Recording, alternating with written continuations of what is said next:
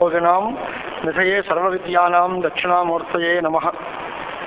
అరుణకిరణజాలైరంకితాశావకాశా విధసి జపవటీకా పుస్తకాధీతిహస్త ఇతర కరవరాఢ్యా పుల్లగల్హారసుస్థ నివసతి హృది బాలానిత్య కళ్యాణశీల సదాశివ సమారంభాం శంకరాచార్య మధ్యమాం అస్మదాచార్యపర్యంతాం వందే గురు పరంపరాం.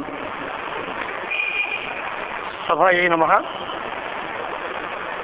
వాళ్ళ పుస్తకంలో చివరికి వచ్చామనే కంటే మనం అనుకున్న టైంలో చివరి రోజుకి వచ్చామని అనుకోవడమే మంచిది. చాలా పుస్తకాలు, చాలా విషయాలు ఉన్నాయి. అయినప్పటికీ మనకి ఉన్నంతలో కొన్ని అంశాలు ఇవాళ కూడా ముచ్చరించుకొని ఇప్పుడు ఉండేటువంటి ఈ ప్రసంగాన్ని మనం ఇవాళ ముగించుకోవడానికి అవకాశం ఉంటుంది. 5 తరంగాలు పూర్తి చేసుకున్నాం. 6వ తరంగంలోకి అడుగు పెడుతున్నాం. 6వ తరంగంలో ఆయన తర్కదృష్టి అనేటువంటి ఆఖరి కుర్రాడు, అతడు అనేక రకాలైనటువంటి సందేహాలని వెలిబుచ్చడం, వాటికి సమాధానాలు చెప్పడం అనేటువంటిది విషయం. శుభసంతతి గారి 3వ కుమారుడు తర్కదృష్టి. అతడు ఏమడుగుతాడు, అతనికి ఆ పేరు ఎందుకు వచ్చింది అంటే కుతర్క దగ్ధ బుద్ధి కనిష్టాధికారి. అంటే తను ఏదో బాగా తెలివైన వాడిని ఆలోచించుకుంటూ ఉంటాడు తప్ప శాస్త్రం ఏం చెప్పింది, ఉపనిషత్తులు ఏం చెప్పాయి, దాన్ని బట్టి అనుసరించి మాట్లాడాలి అనే ఆలోచన కాకుండా వాడి ఆలోచన ప్రకారం ఇలా అనిపిస్తోంది కదా మా బుద్ధికి అనేటువంటి ప్రశ్నలు చేసేటువంటి వాళ్ళు ఇక్కడ కనిష్ట అధికారులుగా భావింపబడతారు. అలాంటి వాళ్ళకి ఉపదేశం చేయడం కోసమే ఈ తరంగం అంతా. వాళ్ళకి సమాధానం ఉపనిషత్తు ఇలా చెప్పింది, శాస్త్రం ఇలా చెప్పింది అంటే వాళ్ళకి నచ్చదు. వాళ్ళకి యుక్తి ప్రధానంగా మాట్లాడాలి. అంచేతనే శృతి నీతి సంప్లవజనై అనేటువంటి మాట. శృతులు చెప్తారు, యుక్తులు చెప్తారు, నీతులు చెబుతారు, ఉదాహరణలు చెబుతారు. వాటిల్లో ఏదో ఒక దానికి వాళ్ళు కన్విన్స్ అవ్వాలి. కొంతమంది చాలా ఉత్తమమైనటువంటి సంస్కారం ఉంటే ఉపనిషత్తు ఇలా చెప్పింది అంటే అంతే, అలాగే ఊరుకుంటారు. అలా కాదు, అది అవునా కాదు, చెప్పింది అనుకోండి, చెప్తే మాత్రం వినేయాలా, చెప్పిన దానికి కూడా కారణం ఉండాలి కదా, ఉపపత్తి ఉండాలి కదా అనేవాళ్ళు కొంతమంది ఉంటారు. కొంతమంది యుక్తియుక్తంగా చెబితేనే స్వీకరిస్తారు తప్ప ప్రమాణ వాక్యాలు చూపిస్తే స్వీకరించరు. మొదటిది ప్రమాణబద్ధమైన నిరూపణం. 4వ తరంగంలో చేసిందంతా ఉపనిషద్ వాక్యాలు ఈ రకంగా ఉన్నాయి. మహాతాత్పర్యం అభేదమందే ఉంది. ద్వైత వాక్యాలు ఉన్నా వాటికి ఆ అర్థం చెప్పడం కుదరదు అనేటువంటి అభిప్రాయంతో చెప్పారు. తర్వాత కొన్ని ఉపపత్తులు చూపించి 5వ తరంగంలో వాటికి మంచి మధ్యమాధికారికి ఉపదేశం చేశారు. ఇప్పుడు కనిష్టాధికారి అనేవాడికి అర్థం ఏంటి అంటే యస్యతు సంశయా బహవో జాయంతే సహా తీక్ష్ణ బుద్ధిరపి కనిష్టాధికారి ఏవా అనేది ఆయన నిర్ణయం. అంటే నిరంతరం ప్రతి అడుగడుగునా డౌటే, నిత్య సందేహం కలిగిన వాడు అడుగడుగున ప్రతి విషయంలోనూ అయ్యా ఇలా మరి మీరు చెప్పారు కానీ ఇది కుదురుతుందా అండి, దాంట్లో ఇన్ని సందేహాలు ఉన్నాయి కదండి అనేటువంటి పరిస్థితుల్లో గురుముఖం నుండి వేదార్థాలు విన్నప్పటికీ యుక్తి విరుద్ధంగా అవి ఉన్నాయని అనుకుని వాటి మీద కుతర్కాలు చూపించేవాడు ఎవడైతే ఉంటాడో వాడు కనిష్టాధికారి అనేటువంటి బాట. వాడికి ఉపదేశం ఇప్పుడు ఏం చేయాలి అనేది ఈ తరంగంలో మనం చూస్తూ ఉంటాం. గురువుగారు ఏం చెప్పారు మనకి ఇంతవరకు అని అంటే, చైతన్యం అనేది ఒక వస్తువు, బ్రహ్మ వస్తువు, అది ఒకటే నిజమైనది. దానిలోంచి ప్రణవోపాసనం చేయడం, అలాగే జగత్తుకి సృష్టి ప్రళయాలు చూపించడం, ఇలాంటివన్నిటినీ కూడా 5వ తరంగంలో మనం చూసుకున్నాం. చైతన్యం కంటే వేరైన ప్రతి వస్తువు కూడా అనాత్మ వస్తువే. అనాత్మ పదార్థములు అన్నీ కూడా మిథ్యాభూతములే. బ్రహ్మసత్యం జగన్మిథ్య అనేటువంటి పరిస్థితుల్లో మనం వచ్చాం. అయితే దానికి ఉదాహరణ ఏం చెప్పారు, స్వప్నవత్ మిథ్య అని 5వ తరంగంలో స్వప్నం ఎలా అయితే నిజం కాదో ఆ రకంగా జాగ్రత్త దశలో ఉన్నవన్నీ కూడా నిజం కాదు అనేటువంటి మాట చూపించారు. ఇప్పుడు ఆయన అక్కడ ప్రశ్నిస్తున్నాడనమాట. ఆ ఉపదేశం అయిన వెంటనే వీడు అడుగుతున్నాడు, ఏమండి మీరు స్వప్నాన్ని చూసి స్వప్నంలో లాగా జాగ్రత్త పదార్థములన్నీ మిథ్య అంటున్నారు. అసలు స్వప్నం మిథ్య అయితే కదా. వారి సందేహం అది. కళ వచ్చింది అంటే కళ ఎలా వస్తుంది? ఇది వరకు ఎప్పుడు ఏ తెలియని పదార్థము కళలో భాషిస్తుందా లేదా? ఇక్కడ 2 స్టార్ట్స్ ఉన్నాయి, 2 స్కూల్స్. ఇది వరకు అననుభూతమైన పదార్థం కళలో భాషించదు. కళ వచ్చింది అంటే ఎప్పుడో ఒకప్పుడు ఆ అంశాన్ని వీడు తెలుసుకుని ఉండాలి. తెలిసిన విషయమే కళ్ళలోకి వస్తుంది అనేటువంటి వాళ్ళు కొంత సంప్రదాయం. ఏమీ తెలియకపోయినా కొత్త వస్తువు కూడా కళ్ళలో భాషించవచ్చు అనేటువంటిది ఇంకొక సంప్రదాయం. ఇప్పుడు వీడు అడిగే ప్రశ్న ఏమిటంటే, పూర్వం అత్యంత అజ్ఞాత యః పదార్థ తస్య జ్ఞానం స్వప్నే నభవతి. పూర్వం ఏ విషయం అసలు తెలీదో అలాంటి విషయం స్వప్నంలో కనపడదు. జాగ్రత్త అవస్థలో ఎటువంటి అనుభవం మీరు పొందారో దాన్ని దృష్టిలో పెట్టుకునే అదే గుర్తుకొస్తుంది. ఆ గుర్తుకు రావడమే స్మరణంలో జరిగేది. అంటే స్మృతి అనేటువంటిది అంటే ఒకసారి తెలిసిన విషయం మళ్ళా గుర్తు చేసుకోవడం అనేటువంటి దాన్ని స్మరణము అని పిలుస్తాం. స్వప్నంలో జరిగేటువంటి జ్ఞానాలన్నీ కూడా స్మరణాత్మకంగానే ఉంటాయి అనేది వాడి అభిప్రాయం. కానీ జాగ్రత్త స్వప్నవస్థలో అవన్నీ సత్యములు కనుక స్వప్నంలో ఉన్నవి కూడా సత్యములే అవుతాయి. స్వప్నం మిథ్య కనుక జాగ్రత్త మిథ్య అని మీరు అంటున్నారు. తిరగేసి మేము జాగ్రత్తలో లేని పదార్థాలు స్వప్నంలో కనపడవు కనుక జాగ్రత్తలో అన్నీ నిజం కాబట్టి స్వప్నంలో కూడా నిజమే కనుక స్వప్న పదార్థాలు మిథ్య కాదు. దాన్ని దృష్టిలో పెట్టుకుని దాన్ని దృష్టాంతంగా తీసుకుని జాగ్రత్త పదార్థాలు కూడా మిథ్య అనడం కుదరదు అనేది వారి సందేహం. ఇప్పుడు దానికి సమాధానం చెప్పాలి. స్వప్నం మిథ్య అవునా కాదా అంటే స్వప్నం మిథ్య కాదు, స్వప్నంలో ఉన్న పదార్థాలన్నీ సత్యములే అని అంటున్నావు కదా ఆయన. ఎందుకు స్వప్నం మిథ్య ఎందుకు కాదు అని అంటే స్వప్న జ్ఞానం స్మృతి రూపము అని వాడు అంటున్నాడు. అక్కడ క్లియర్ చేస్తున్నాం మనం. స్వప్నంలో జరిగేటువంటి జ్ఞానము కలిగే జ్ఞానము ప్రత్యక్ష రూపం అవుతుందే తప్ప అది స్మృతి రూపం కాదు నాయన. జ్ఞానము అంటే కొత్తగా వచ్చే అనుభవం అది, అంతేగాని స్మృతి కాదు. ఇది వరకు ఒకసారి గుర్తు చేసుకున్న విషయం మళ్ళా జ్ఞాపకం వస్తే దాన్ని స్మృతి అంటారు. ఆ స్మృతిలో సంస్కార మాత్రజన్యం జ్ఞానము స్మృతికి అని దాని లక్షణం. సంస్కారం వల్ల మాత్రమే పుడుతుంది. కానీ స్వప్నంలో కేవలం సంస్కారం ఒక్కటి పనిచేయదు, దాంట్లో ఇంకా ఇతర అంశాలు కూడా ఉన్నాయి. స్మృతి రూపమైన జ్ఞానం పుడుతుంది అనేటువంటి మాట కుదరదు, ప్రత్యక్షమే అవుతుంది. ఎందుకు అని అంటే అనువ్యవసాయ అనేటువంటి ఓ మాట పారిభాషిక పదం, శాస్త్రీయమైన మాట. ముందు ఓ విషయం చూశాను అనుకోండి, అప్పుడు తర్వాత వీడు దాని మీద ఏం చెప్తాడు, నేను ఈ విషయాన్ని చూశాను అంటాడు. లేదా ఈ విషయాన్ని గుర్తు చేసుకుంటే నేను ఈ విషయాన్ని గుర్తు తెచ్చుకున్నాను అంటాడు తప్ప చూశాను అంటాడు. ఒక గజాన్ని చూస్తే మయా గజ దృష్ట అహం గజం అద్రాక్షం. లేదు నేను గుర్తు తెచ్చుకున్నాను అంటే అహం అస్మారషం అంటాడు తప్ప అహం అద్రాక్షం అనే మాట అండవు. ఇప్పుడు అయం పర్వతో రమ్యో విరాజతే అని ఉదాహరణ ఇచ్చాడు ఆయన. ఈ పర్వతం చాలా సుందరంగా ఉంది అనుకున్నాడు. తర్వాత జ్ఞాపకం వచ్చింది అనుకోండి, పర్వతం రమ్యం స్మరామి అనాలి. స్మరామి అనేటువంటి మాట లేదు. జాగ్రత్త అనుభూత పదార్థమే కనుక స్మృతిలో వస్తే దాని అనువ్యవసాయ నేను దీన్ని గుర్తు తెచ్చుకున్నాను అనే మాట ఉండాలి తప్ప నేను దీన్ని స్వప్నంలో చూశాను అనే మాట ఉండదు. దాని లోకానుభవంలో ఎవడు కళ చూసినా కళ్ళలోంచి బయటకు వచ్చిన తర్వాత నేను కలగని ఇన్ని విషయాలు చూశాను అంటాడు తప్ప నేను గుర్తు తెచ్చుకున్నాను అనేటువంటి వ్యవహారం లేదు. పైగా ప్రత్యక్షం రెండు రకాలుగా ఉంటుంది. అభిజ్ఞ ఒకటి, ప్రత్యభిజ్ఞ ఒకటి. అభిజ్ఞ అంటే స్వతసిద్ధంగా ఇంద్రియాలతో సంబంధించిన వస్తువులకి కలిగే జ్ఞానం. ఓ వస్తువుని మనం ఇంద్రియంతో చూస్తాం, వెంటనే కలుగుతుంది జ్ఞానం, దానికి ప్రత్యక్షం అని పేరు. ప్రత్యక్షము వేరు, ప్రత్యభిజ్ఞ వేరు. ప్రత్యభిజ్ఞలో ఒక వస్తువుని మనం చూస్తాం, అదే వస్తువు యొక్క పూర్వానుభూత సంస్కారం కూడా కలిసి వస్తుంది. సగం అంశంలో సంస్కారం ఉంటుంది, సగం అంశంలో ఇప్పుడు ప్రత్యక్షం కలుగుతుంది. అంటే ఇదివరకు నిన్న మనం అనుకున్నాం స్వయం దేవదత్త అని. దేవదత్తుడు కంటి ముందు ఉన్నాడు, దేవదత్తుడితోటి చక్షు సంయోగం ఉంది, ఆ అంశంలో ప్రత్యక్షం. సహా అనే అంశంలో అప్పుడు అక్కడ అప్పుడు ఆ దేశంలో ఆ కాలంలో ఉన్న దేవదత్తుడు గుర్తుకొచ్చాడు. అంచేత అక్కడ ఆ అంశంలో సంస్కారం రెండు కలిపి, ఇంద్రియ సన్నికర్ష సంస్కారము రెండు కలిపి కలిగే జ్ఞానాన్ని ప్రత్యభిజ్ఞ అంటాం.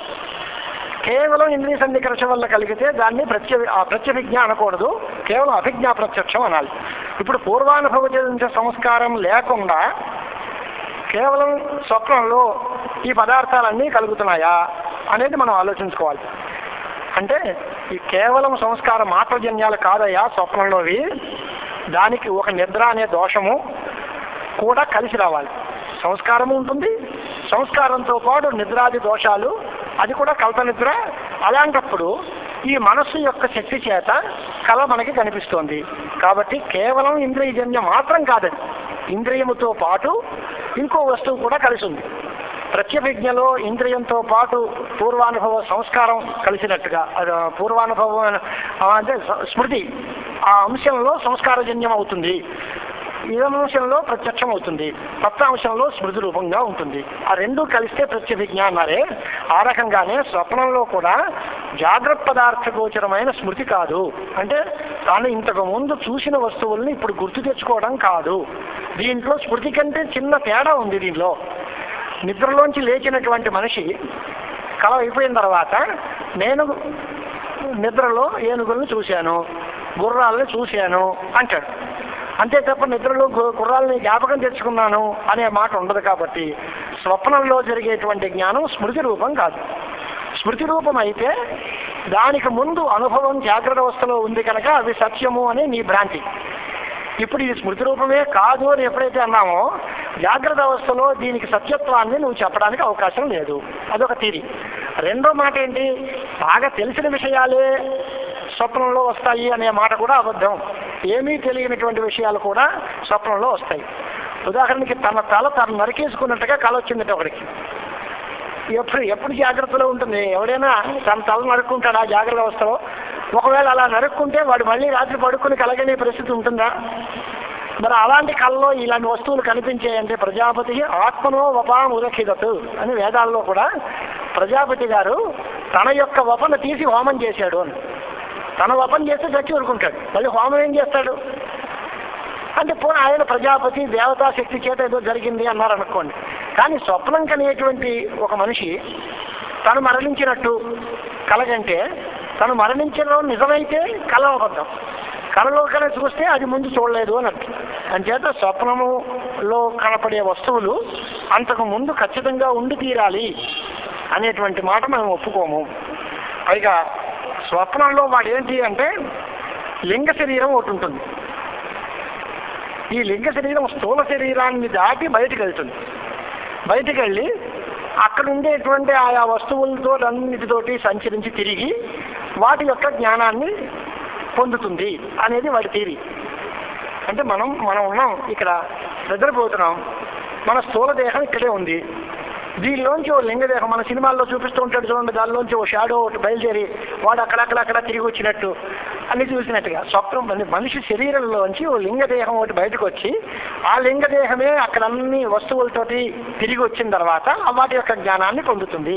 ఆ లింగదేహము అక్కడికి వెళ్ళి వాటిని అన్నిటినీ నిజంగా చూసింది, అవన్నీ నిజములే, అబద్ధం కాదు అనేది వాడి ఆర్గ్యుమెంట్.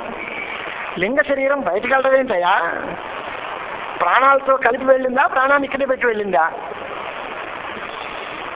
ప్రాణం వెళ్ళిపోయింది అనుకోండి, మీరు చచ్చిపోవాలి తప్ప నిద్రపోవడం కలవడం ఏంటి? ప్రాణాలు బయటకు పోతే ప్రాణం ఇక్కడే ఉంది అనుకోండి, ప్రాణాలు ఇక్కడ పెట్టేసి లింగ శరీరం బయటకు వెళ్ళడం అనేది సాధ్యం కాదు. లింగ శరీరం అంటే ఏంటి అని అంటే జ్ఞానేంద్రియాలు కర్మేంద్రియాలు వీటితో కలిసినటువంటి ఒక సమూహం. దాంట్లో జ్ఞానేంద్రియాలన్నీ బయటికి వెళ్ళాలి అంటే ప్రాణాలు ఇక్కడే ఉండగా వాటికి కదలిక ఉండదు. కారణం ఏంటి? ప్రాణం క్రియాశక్తి ప్రధానం, జ్ఞానేంద్రియాలన్నీ జ్ఞానశక్తి ప్రధానాలు. వాటికి కదలిక ఒక సంచారం కావాలి అంటే ఈ ప్రాణం వల్ల కలుగుతుంది. అది ఈ ప్రాణవాయువు ఇక్కడే ఉంది, అది వెళ్ళాలి అంటే ఎక్కడికి వెళ్తాయి? దీన్ని తీసుకునే వెళ్ళాలి. వెళితే అంచేత కేవలం లింగ శరీరంలో ఉండేటువంటి జ్ఞానేంద్రియాలు ఆ పర్వతం దగ్గరికి వెళ్ళేయి, ఏనుగులను చూసేయి, గుర్రాలను చూసేయి అంటే ఈ సరైనటువంటి సిద్ధాంతం కాదు. ఎందువల్ల ప్రాణమే వీటన్నిటికీ స్వామి. మనం చిన్నప్పుడు కథలు చదువుకునేవాళ్ళం, కాలు గొప్ప, చేతులు గొప్ప, ముక్కు గొప్ప, పొట్ట గొప్ప అంటే అన్నిటికంటే కూడా ప్రాణం గొప్పది. ప్రాణము యొక్క శ్రేష్ఠత్వాన్ని శ్రేషు కశ్రేష్ఠ కోన శ్రేష్ఠ అనేటువంటి ప్రశ్న బ్రహ్మసూత్ర భాష్యంలో కూడా చిట్ట చివరి ఉండి ప్రాణ ఏవ న శ్రేష్ఠ అని ఇంద్రియాలన్నీ ఒప్పుకున్నట్టుగా కథ ఉంది. అంచేత బృహదారణ్యంలో కానీ బ్రహ్మసూత్ర భాష్యంలో కానీ ప్రాణమే చాలా గొప్పది. అంచేత సూక్ష్మ సంఘాతానికి రాజు లాంటిది ప్రాణం.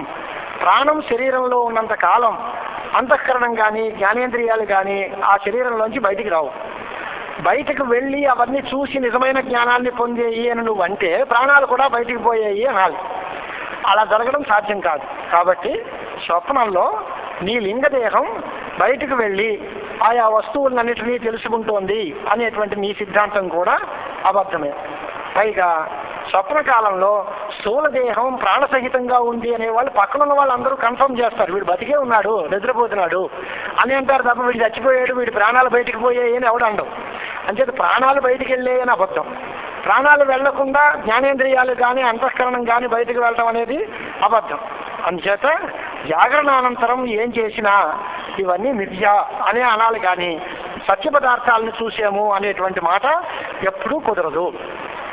కాబట్టి స్వప్నంలో జాగ్రత్తలో చూసిన పదార్థములే తెలియబడతాయి అనేటువంటి మాట కూడా తప్పే.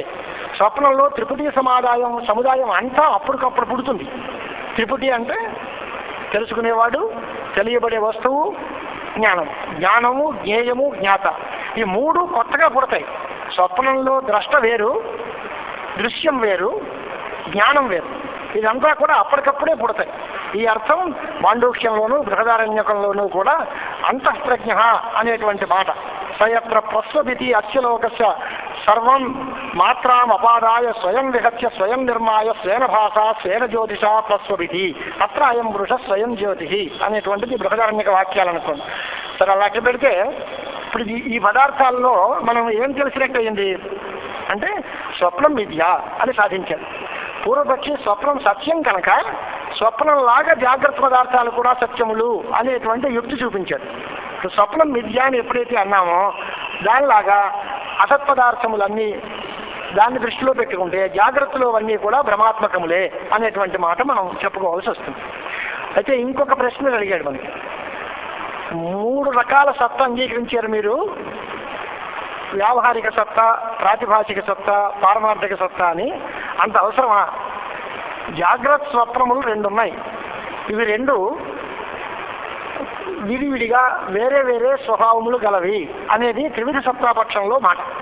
కానీ ఆ 2 ఒకటే అయ్యాయి. ఇప్పుడు స్వప్నం మిథ్య, దానిలాగే జాగ్రత్త పదార్థం కూడా మిథ్య. ఈ 2 మిథ్య అయినప్పుడు ఈ 2కి వేరే వేరే సత్తా ఎందుకు అంగీకరించాలి?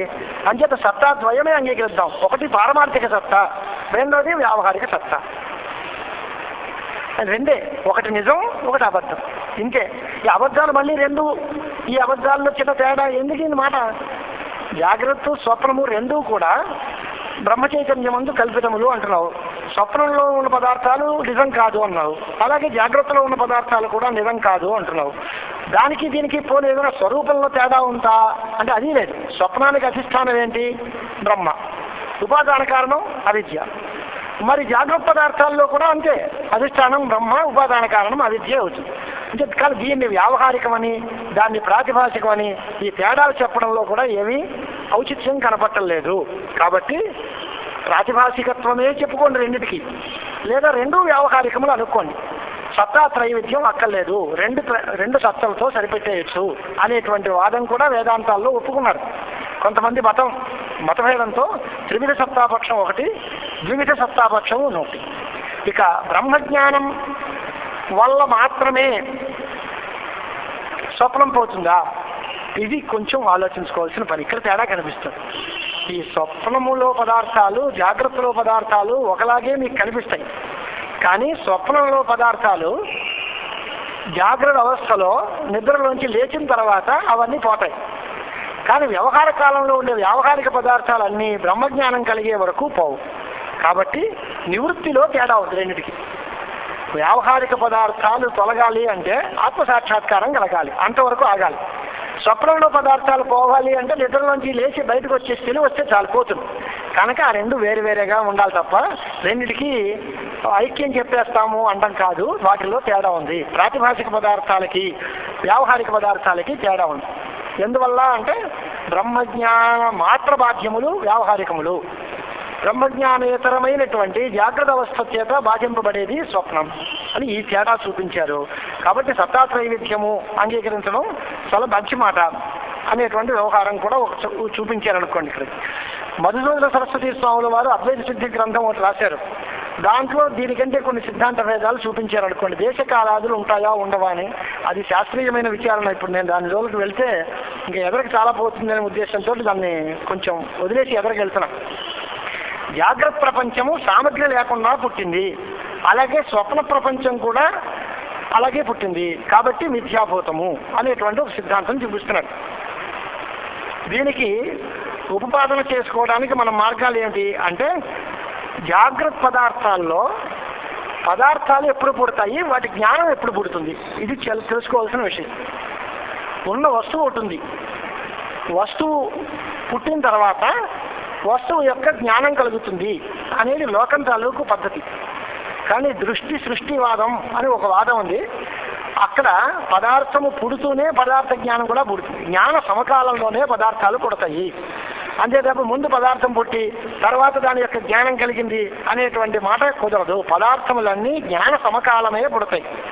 అజ్ఞాతమైన సత్త లేదు కనుక రెండో వరకు ఆగాల్సిన పనేమీ లేదు అనేటువంటి ఒక మాట. పైగా ముఖ్యమైన సిద్ధాంతం ఏది అంటే, ఈ దృష్టి సృష్టివాదంలో పరిణామాలు, ఆరంభవాదం, పరిణామవాదం, వివర్తవాదం అనేటువంటివి అవాంతర సిద్ధాంతాలు కూడా చాలా రకాలుగా ఉంటూ ఉంటాయి. ఇక్కడ దీంట్లో చైతన్యాభాస వల్ల అన్ని పదార్థాలు కనిపిస్తున్నాయి. దీంట్లో జాగ్రత్త పదార్థములలో కూడా ఒక పదార్థం మరొక పదార్థానికి కారణం, ఇంకొక పదార్థం ఇంకొక పదార్థానికి కారణము అని మనం అనుకుంటాం. మట్టి కొండకు కారణం, లేకపోతే ఏదో బంగారం ఆభరణాలు చేసుకోవడానికి కారణము, ఇలాంటివి అనుకుంటున్నాం మనం. కానీ ఈ లోపల వీటిల్లో వీటికి కార్యకారణ భావాలు చెప్పడం అంత సరి అయినది కాదు. వీటన్నిటికీ కూడా అవిజ్ఞానమే కారణం, సాక్షాత్ కారణములే తప్ప దీంట్లో దీనికి ఇది కారణం దానికి అది కారణం అని చెప్పవలసిన పరిస్థితి ఏమీ కూడా లేదు అనేటువంటిది వీళ్ళ సిద్ధాంతం. అంచేత జాగ్రత్త స్వప్నము రెండిటికి పోలిక ఉంది. జాగ్రత్త ఎలాంటిదో స్వప్నం కూడా అలాంటిదే. ఇప్పుడు ఒక స్వప్నం ఉంది, ఆ స్వప్నంలో వాడికి ఆవు ఉందట, ఆ ఆవు ఈనింది, ఓ దూడ కన్నింది, అలాగే వాళ్ళ అమ్మాయికి ప్రసవం అయింది, ఏదో మనవడో మనవరాలో పుట్టాడు అనేటువంటి ఒక కళ వచ్చింది. ఇప్పుడు స్వప్న పదార్థములలో ఆ గోవు కానీ ఆ భార్య కానీ వీళ్ళందరూ కూడా ఎంతో కాలం ఉంటారా, కారణత్వం ఉంటుందా, వాటికి పుట్టే సంతానానికి ఆ అమ్మాయి కారణము లేదా ఈ దూడకి ఆవు కారణము అనేటువంటి అంశం ఎంతకాలం మీరు గమనిస్తారు అంటే ఆ స్వప్నం ఉన్నంతకాలమే, ఆ తర్వాత ఏం లేదు. అలాగే దృష్టి కాలంలో పుట్టినటువంటి ప్రతి పదార్థాలకి వస్తుతః ఒకటి ముందుంది తర్వాత ఇంకోటి తయారైంది అనేటువంటి మాట లేదు. అన్నీ ఒకే క్షణంలో ఒకే కాలంలో పుడతాయి. కారణము అనేది ఎప్పుడూ కూడా కార్యం కంటే ముందు ఉండాలి. కార్యము అనేది తర్వాత పుడుతుంది, దానికంటే ముందు నియత పూర్వవృత్తి కారణం అవుతుంది. కాబట్టి స్వప్నంలో జరిగేటువంటి ప్రతి పదార్థము కూడా సాక్షాత్తుగా అవిద్యా కార్యమే. ఇది మెయిన్ సిద్ధాంతం ఆయనకు కావాల్సినది. అజ్ఞానం వల్ల మాత్రమే స్వప్న పదార్థాలన్నీ భాషిస్తున్నాయి. అలాగే జాగ్రత్త పదార్థములన్నీ కూడా అజ్ఞానము చేతనే సాక్షాత్తు కలుగుతున్నాయి. ఈ పదార్థములు వాటి యొక్క జ్ఞానము ఒకే టైంలో జరుగుతాయి తప్ప పదార్థాలు ముందు పుట్టాయి తర్వాత వాటి యొక్క జ్ఞానం కలిగింది అనేటువంటి మాటను మేము ఒప్పుకోం. అలా కనుక ఒప్పుకుంటే పదార్థాలకి సత్యత్వం వస్తుంది. అలా కాకుండా దృష్టి సృష్టివాదాన్ని అంగీకరించి సృష్టి స్థితులన్నీ కూడా ఈ పద్ధతినే మనకి సమర్థిస్తున్నాయి. కాబట్టి ప్రతి పదార్థ తస్మాత్ స్వప్నే ఇవ జాగ్రత్తపి స్వప్న ఇవ జాగ్రత్తపి సాక్షాత్ అవిద్యా కార్యమేవ. పదార్థములకు విడిగా పారమార్థిక సత్త మేము ఒప్పుకోము అనేటువంటి మాట చెప్తారు. దృష్టి సృష్టివాద ఏవ అంగీకార్య అంటే జాగ్రత్త పదార్థాలు కూడా కార్యకారణాలు ఏమీ లేకుండా జరగవు కాబట్టి అవిద్యా కార్యభూతములే అన్నీ కూడా ఉంటాయి. శుక్తిరజితం ఎలా అయితే తయారైందో, ఎలాగైతే స్వప్నంలో పదార్థాలు ఎలా తయారయ్యాయో, అలాగే సాక్షాత్తు అవిద్య వల్లే ఈ జగత్తులో ఉండేటువంటి వస్తువులన్నీ తయారవుతున్నాయి. వాటికి కాలాంతరంలో పదార్థముల ఉత్పత్తి, వాటి యొక్క జ్ఞానం తర్వాత అనేటువంటి సిద్ధాంతాన్ని మేము అంగీకరించడం లేదు. అజ్ఞాతమైన సత్త లేదు. అజ్ఞాత సత్తా అంటే తెలియబడకుండా పదార్థం ఉంటే దానికి తెలియబడని ఉనికి. ఈ విషయం వస్తువు ఉంది కానీ మాకు తెలియలేదు. అలాంటి పదార్థాలు జాగ్రత్త అవస్థలో ఏ పదార్థములు ఉండవు అనేది వీళ్ళ సిద్ధాంతం. జ్ఞాత సత్తే తప్ప అద్వైత సిద్ధాంతంలో అజ్ఞాత సత్త ఒక్క బ్రహ్మకి మాత్రం ఉంటుంది. దీనికి వీటికి ఎవరికి ఉండదు. బ్రహ్మ ఒక్కటే మనకి తెలియబడకుండా కూడా ఉంది. తకమా వస్తువులు ఉన్నాయి అంటే తెలియబడుతూనే ఉంటాయి, తెలియబడలేదు అంటే లేవనే అర్థం దానికి. అంతే తప్ప మనకి తెలియకుండా వస్తువులు కొన్ని ఉన్నాయి అనేటువంటి అంగీకారం ఒప్పుకోము. అద్వైతవాదే అయమేవ సిద్ధాంత పక్ష అస్మిన్ పక్షే సత్తా ద్వైవిధ్యమేవ నా సత్తా త్రైవిధ్యం అనేది ఒక సంప్రదాయం. అంచేత తృతీయమైన వ్యావహారిక సత్తా అంగీకరించక్కర్లేదు అనేటువంటి ఒక పక్షం చెప్పారు.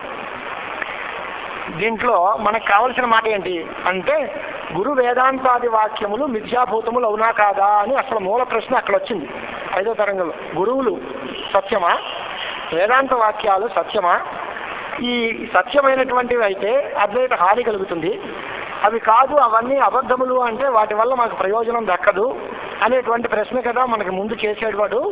అంటే దానికోసం మనం ఏం చేయాలి అంటే సంసారము స్వప్నం లాంటిది అని అంటే అనాది కాలం నుంచి ఉంది అనేటువంటి మాట ఒకటి కుదరదు.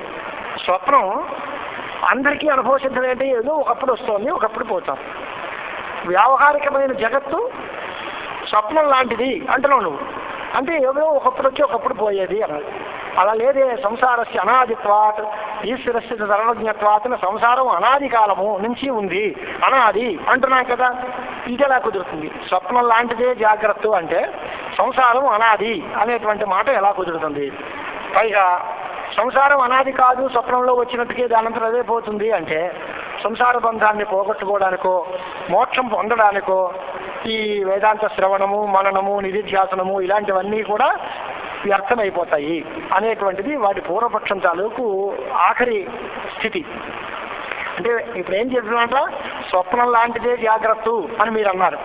స్వప్నం లాంటిది జాగ్రత్తే కనుకైతే స్వప్నం మన ప్రయత్నం అక్కర్లేకుండా దాని అంతా అదే పోతుంది. దానికోసం వేదాంతాలు వినక్కర్లేదు, గురువుల్ని ఆశ్రయించక్కర్లా. అలాగే జాగ్రత్త వ్యవస్థ కూడా అలాగే పోతుంది. అప్పుడు మోక్షం దానందరూ అదే వస్తుంది. దీనికోసం మళ్ళీ గురువులు వేదాంతాలు ఇవన్నీ ఎందుకు, శ్రవణాది అనుష్ఠానం వ్యర్థమైపోతుంది అనేటువంటి సంప్రదాయం వాడు చెప్తున్నాడు. వాడికి మనం సమాధానం చెప్పాలి. గురు ఉత్తరమాహ, ఈ పక్షంలో బంధమోక్షాలు గురు వేదాంతాదులు అన్నీ కూడా మేము అంగీకరించడం లేదు, అవన్నీ నిజం కాదు. చైతన్యం ఒక్కటే నిత్యముక్తమైన వస్తువు ఉంది, దానివల్ల ఆత్మ ఎప్పుడూ అసంగంగానే ఉంటుంది. ఇంతవరకు అవిద్య వల్ల కలిగినటువంటి సంసారాన్ని పోగొట్టుకోవడానికి వేరే ప్రయత్నం ఎవరు లేదంటే, అవిద్య వల్ల కలిగిన వస్తువే లేదు మాకు అనేటువంటి పరమ సిద్ధాంతం దృష్టిలో ఉంటే ఇవన్నీ అక్కర్లేదు. కానీ వ్యావహారిక దశలోకి వచ్చేసరికి ఈ అవిద్యాజన్యమైనటువంటి ఈ పదార్థాలన్నీ చాలా కాలం ఉంటాయి అని మొదలుపెట్టి దానికి కొంచెం దృష్టాంతం కోసం ఓ మాట మాట్లాడతానండి. ఒక కథ ప్రారంభించారు. మళ్ళీ ఇదంతా చాలా డ్రైగా ఉంది సబ్జెక్టు, మనకేమీ అందబట్టట్లేదని ఆయనకే తెలుసు. అంటే దీనికోసమని ఒక కథ మొదలుపెట్టాడు. ఎలాగా అని అంటే, అగృధ దేవుడు అని ఒక ఆయన అంటారు. వాడి పేరు అగృధ దేవ. గృధ అంటే కాంక్ష లేదా వాంఛ అని అర్థం, ఇచ్చ కోరిక అని అర్థం, కోరిక లేనివాడు. వాడు దేవ అంటే స్వయం ప్రకాశ. నవిద్యతే గృధ యస్య సహ అగృధ, అగృధశ్చాసో దేవశ్చ అగృధదేవ. ఒకడు, ఆయనకి ఎటువంటి కోరికలు లేవు. వాడు ఎప్పుడూ కూడా చాలా దీర్ఘనిద్ర, అలా దీర్ఘనిద్ర అనకూడదు అనుకోండి మనకి, కానీ చాలా కాలం ఎప్పుడు పడుకోవడం నిద్రపోతూ ఉండడం అనేటువంటి అలవాటు గల మనిషి. వాడు ఏం చేశాడు, స్వయం అనాది కాల నిద్రాం కుర్వాణయవ స్వప్నం అపశ్యత్. చాలా కాలం పడుకున్నట్టుగా ఉండి ఒకప్పుడు కళ వచ్చిందట వాడికి. స్వప్నంలో ఏమనుకున్నాడు తనంటే, నేను చండాలుణ్ణి, నేను చాలా దుఃఖాన్ని అనుభవిస్తున్నాను, నా ఒళ్ళంతా కూడా కురుపులతోటి పురుగులతోటి చాలా బాధపడుతోంది, భయంకరమైనటువంటి అరణ్యంలో నేను ఇటు అటు తిరుగుతున్నాను, నాకు ఏ రకమైనటువంటి శారీరక సుఖం కానీ ఆనందం కానీ లేదు అనేటువంటి ఆలోచన కలిగింది. అంటే ఒక రోగగ్రస్తమైన శరీరం, అడవిలో ఉన్నాడు, ఒంటరిగా ఉన్నాడు అనేటువంటి ఫీలింగ్ వాడికి స్వప్నంలో కలిగినటువంటి మాట. తర్వాత ఆ వాడే, నేను ఇటు అటు తిరుగుతూ చాలా చోట్లను చూశాను. ఒక చోట్లో చాలా భయంకరమైన క్రూర జంతువులన్నీ తిరుగుతూ నా దగ్గరకు వచ్చి నన్ను తినేద్దామని ప్రయత్నిస్తున్నాయి. ఇంకొక చోట్లో పెద్ద గొయ్యి ఉంది, ఆ గోతులో రక్తము మాంసము ఇలాంటివన్నీ ఉన్నాయి, హాహాకార శబ్దాలన్నీ చేస్తున్నాయి, దాంట్లో ఉండే ప్రాణులందరూ చాలా గోల పెడుతూ బాగా ధ్వని చేస్తున్నాయి. ఇంకొక చోట నరకం తాలూకు లక్షణాలన్నీ అనమాట. సంతప్త లోహమయమైనటువంటి స్తంభాలయందు బాగా కాలిన ఇనప స్తంభాలకి కట్టేసిన ప్రాణులు అనేక రకాలుగా వాళ్ళు అరుస్తున్నారట, వాళ్ళని గదిలిచ్చి మోస్తున్నారట వీళ్ళెవరోనూ. అది ఒక పరిస్థితి. ఆ రకంగానే కాళ్ళకి చెప్పులు లేకుండా నగ్న పాదములైనటువంటి పురుషులు ఒక పెద్ద కత్తుల మీద నడుస్తున్నట్టుగా ఒక కథ. రాజభటులందరూ వాళ్ళని ఇనుప దండాలతోటి దండిస్తున్నట్టుగా ఇలా భయంకరమైనటువంటి స్వప్నాలు చూస్తున్నాడు. కాసేపు చూసి నేను ఇన్ని అపరాధాలు చేశాను కనుక నాకు కూడా ఇదే పరిస్థితి వస్తుందేమో అనేటువంటి ఆలోచన పొందేట. ఆ తర్వాత మళ్ళీ స్వప్నంలో ఒక 2 నిమిషాలు పోయిన తర్వాత ఒక దివ్యమైనటువంటి స్థానాన్ని చూశాడు. దాంట్లో ఉత్తములైన దేవతలందరూ ఉన్నారు. ఆ దేవతలందరూ దివ్యమైన భోగాలను అనుభవిస్తున్నారు. వాళ్ళని చూసేసరికి మనందరము తృప్తి చెందేటువంటి ఆకలి దప్పులు మరిచిపోయేటువంటి స్థితిలో ఆనందంగా ఆ లోకం అంతా సంచరిస్తోంది. అది దేవతాలోకాలుగా కనిపిస్తోంది. ఊర్వశి, రంభ మొదలైనటువంటి వాళ్ళు నాట్యాలు చేస్తున్నారు. అందరూ సర్వ గుణసంపన్నులై ఉన్నారు. ఎవరికి ఎటువంటి కష్టము లేదు. అక్కడికి నేను వెళ్ళినట్టు కనిపించి నేను కూడా దేవతా శరీరాన్ని పొంది వాళ్లతో కలిసి సుఖాన్ని ఆనందాన్ని పొందాను అనేటువంటి ఒక ఆలోచన వచ్చింది. ఆ తర్వాత ఇంకొక స్థానంలో ఉండేటువంటి ఇంకో మనిషిని చూశాడు. వాడు సర్వాధిపత్యం పురుషం పశ్యతి. ఒక పెద్ద లీడర్, ఒక నాయకుడు. వాడి చేతిలో అందరూ పనిచేస్తున్నారు. అక్కడ ఉండేటువంటి వాళ్ళందరికీ కూడా ఆయనే నాయకుడు. ఆయన అభిప్రాయానికి ఎవడూ ఎదురు చెప్పట్లేదు. ఇలాంటి పరిస్థితుల్లో వాళ్ళందరూ కర్మానుసారంగా ఆయన ఆజ్ఞలకి లోబడి వాళ్ళందరూ వాళ్ళ పనులు చేస్తున్నారు. ఇలాంటి నానా స్థలాలు చూశారు. ఇంకొక చోట కొంతమంది బ్రాహ్మణులందరూ వేదపారాయణ చేస్తున్నారట. మరికొంతమంది యజ్ఞాల దగ్గర కూర్చుని యజ్ఞాలు చేస్తున్నారట. మరికొంతమంది కొన్ని చోట్లలో ధ్యానాలు చేసుకుంటూ ఉపాసన చేస్తున్నారు. కొన్ని చక్కగా పవిత్రమైన నదులు ఉన్నాయి. కొంతమంది జపాలు చేస్తున్నారు. కొంతమంది శిష్యులకి పాఠాలు చెబుతున్నారు. ఇలా విభిన్నమైనటువంటి స్థాయిల్లో సుఖ ప్రదేశాలు, దుఃఖ ప్రదేశాలు, మంచి సత్కర్మాచరణ చేసేటువంటి ప్రదేశాలు ఇవన్నీ కూడా చూసిన తర్వాత వీడికి ఆఖరి పదార్థం వీడికి ఏం కలిగింది జ్ఞానం అంటే, నేను చాలా కాలం నుంచి ఈ అడవిలోనే ఇక్కడే ఉన్నాను. ఇక్కడి నుంచి నేను బయటపడే అవకాశం ఎప్పుడూ కూడా లేదు. కాబట్టి నేను ఈ వనాన్నంతటినీ పరమేశ్వరుడు నశింపజేయగా చిట్ట చివరికి నేను ఇక్కడ ఉండి దాంట్లో ఆ స్వప్నంలో ఉండేటువంటి దేవతాలోకాలను వెళ్ళి అవన్నీ నేను ఎలా పొందుతాను అనేటువంటి ఒక కోరిక పుట్టింది. ఎప్పుడూ కోరిక లేని మనిషికి కోరిక అయిన తర్వాత వారం వారం ఆత్మనో జనన మరణ ప్రవాహపాతం శ్రుత్వా అగ్రదేవ ఏవం విచారయతి కేనోపాయేన అహమస్మాత్ వనాన్ని నిర్గచ్చేయం. ఈ అడవిలోంచి నేను ఎలా బయటకు వస్తాను, దీనికి మార్గం ఏమిటి అని ఆలోచిస్తూనే ఉన్నాడు. ఆ తర్వాత ఒక సద్గురువు ఆయనకి కల్లో కనపడ్డాడు. ఆయన్ని ఈయన సేవించాడు. ఆయన ఉపదేశం చేశాడు. చేసిన తర్వాత ఈయనకి మార్గం సుగమమైంది. ఆ మార్గంలో వీళ్ళు సంచరించాడు. ఇంత పెద్ద కళ. విధివత్ ఉపసన్నాయ తస్మై శిష్యాయ ఆచార్య దేవవాణిమయం మిథ్యాభూత వేదాంత గ్రంథం ఉపదిదేశ. గురువు అబద్ధం, వేదాంత గ్రంథం అబద్ధం. వీడి కళలోనే ఇన్ని జరిగేవి. చాలా కాలం నుంచి ఉండేటువంటి ఒక పెద్ద కళ. దాంట్లో అనేక దుఃఖాలు పొందేటువంటి ప్రదేశాలు చూశాడు, సుఖాలు పొందే ప్రదేశాలు చూశాడు, మంచి పనులు జరిగే చోటు చూశాడు, అదే పాఠాలు చదువుకోవడాలు అవి చూశాడు. ఇవన్నీ చూసిన తర్వాత రాజులు, రాజ్యాధికారాలు, సేవకులు అన్నీ చూసిన తర్వాత నేను ఎలా బయటపడతాను అనేటువంటి ఒక పెద్ద ఆవేదన వచ్చింది మనసులో. దానికి ఒక గురువు గారు కనిపించారు. ఆ గురువు గారు ఏదో మార్గం చెప్పారు, వీడు బయటపడ్డాడు అన్నాడు. ఇప్పుడు ఈయన దీనికి మాట ఏంటి అంటే, దాంట్లో ఆ గురువు నిజమా, ఆ వేదాంతం నిజమా, ఆయన చెప్పిన ఉపదేశం నిజమా, కానీ దానిలో ఈ అగ్రదేవుడు అనేటువంటి వాడికి దానిలో ఉండేటువంటి ప్రయోజనాలు పొందేవి కదా అనేటువంటి ఒక కథ చెప్పి, గురువులు వేదాంతములు కూడా మిథ్య అయినా దానివల్ల మనకు వచ్చే నష్టం లేదు అనేది ఉపవాదం చేశారు. ఇంకొక కథ చెప్పారు. ఇది కవితామయంగా చక్కగా రూపణం, మన వాళ్ళందరికీ బాగా ఇంట్రెస్టింగ్గా ఉంటుంది. వాయువుని ప్రధానంగా తీసుకున్నాడు. ఓ అడవిలో వాయువు ఉన్నాడు. ఆ వాయువు అడవిలో సంచరిస్తోంది. ఆ అడవిలో ముళ్ళ చెట్లు ఉన్నాయి, ముళ్ళు లేనటువంటి మంచి వృక్షాలు కూడా ఉన్నాయి.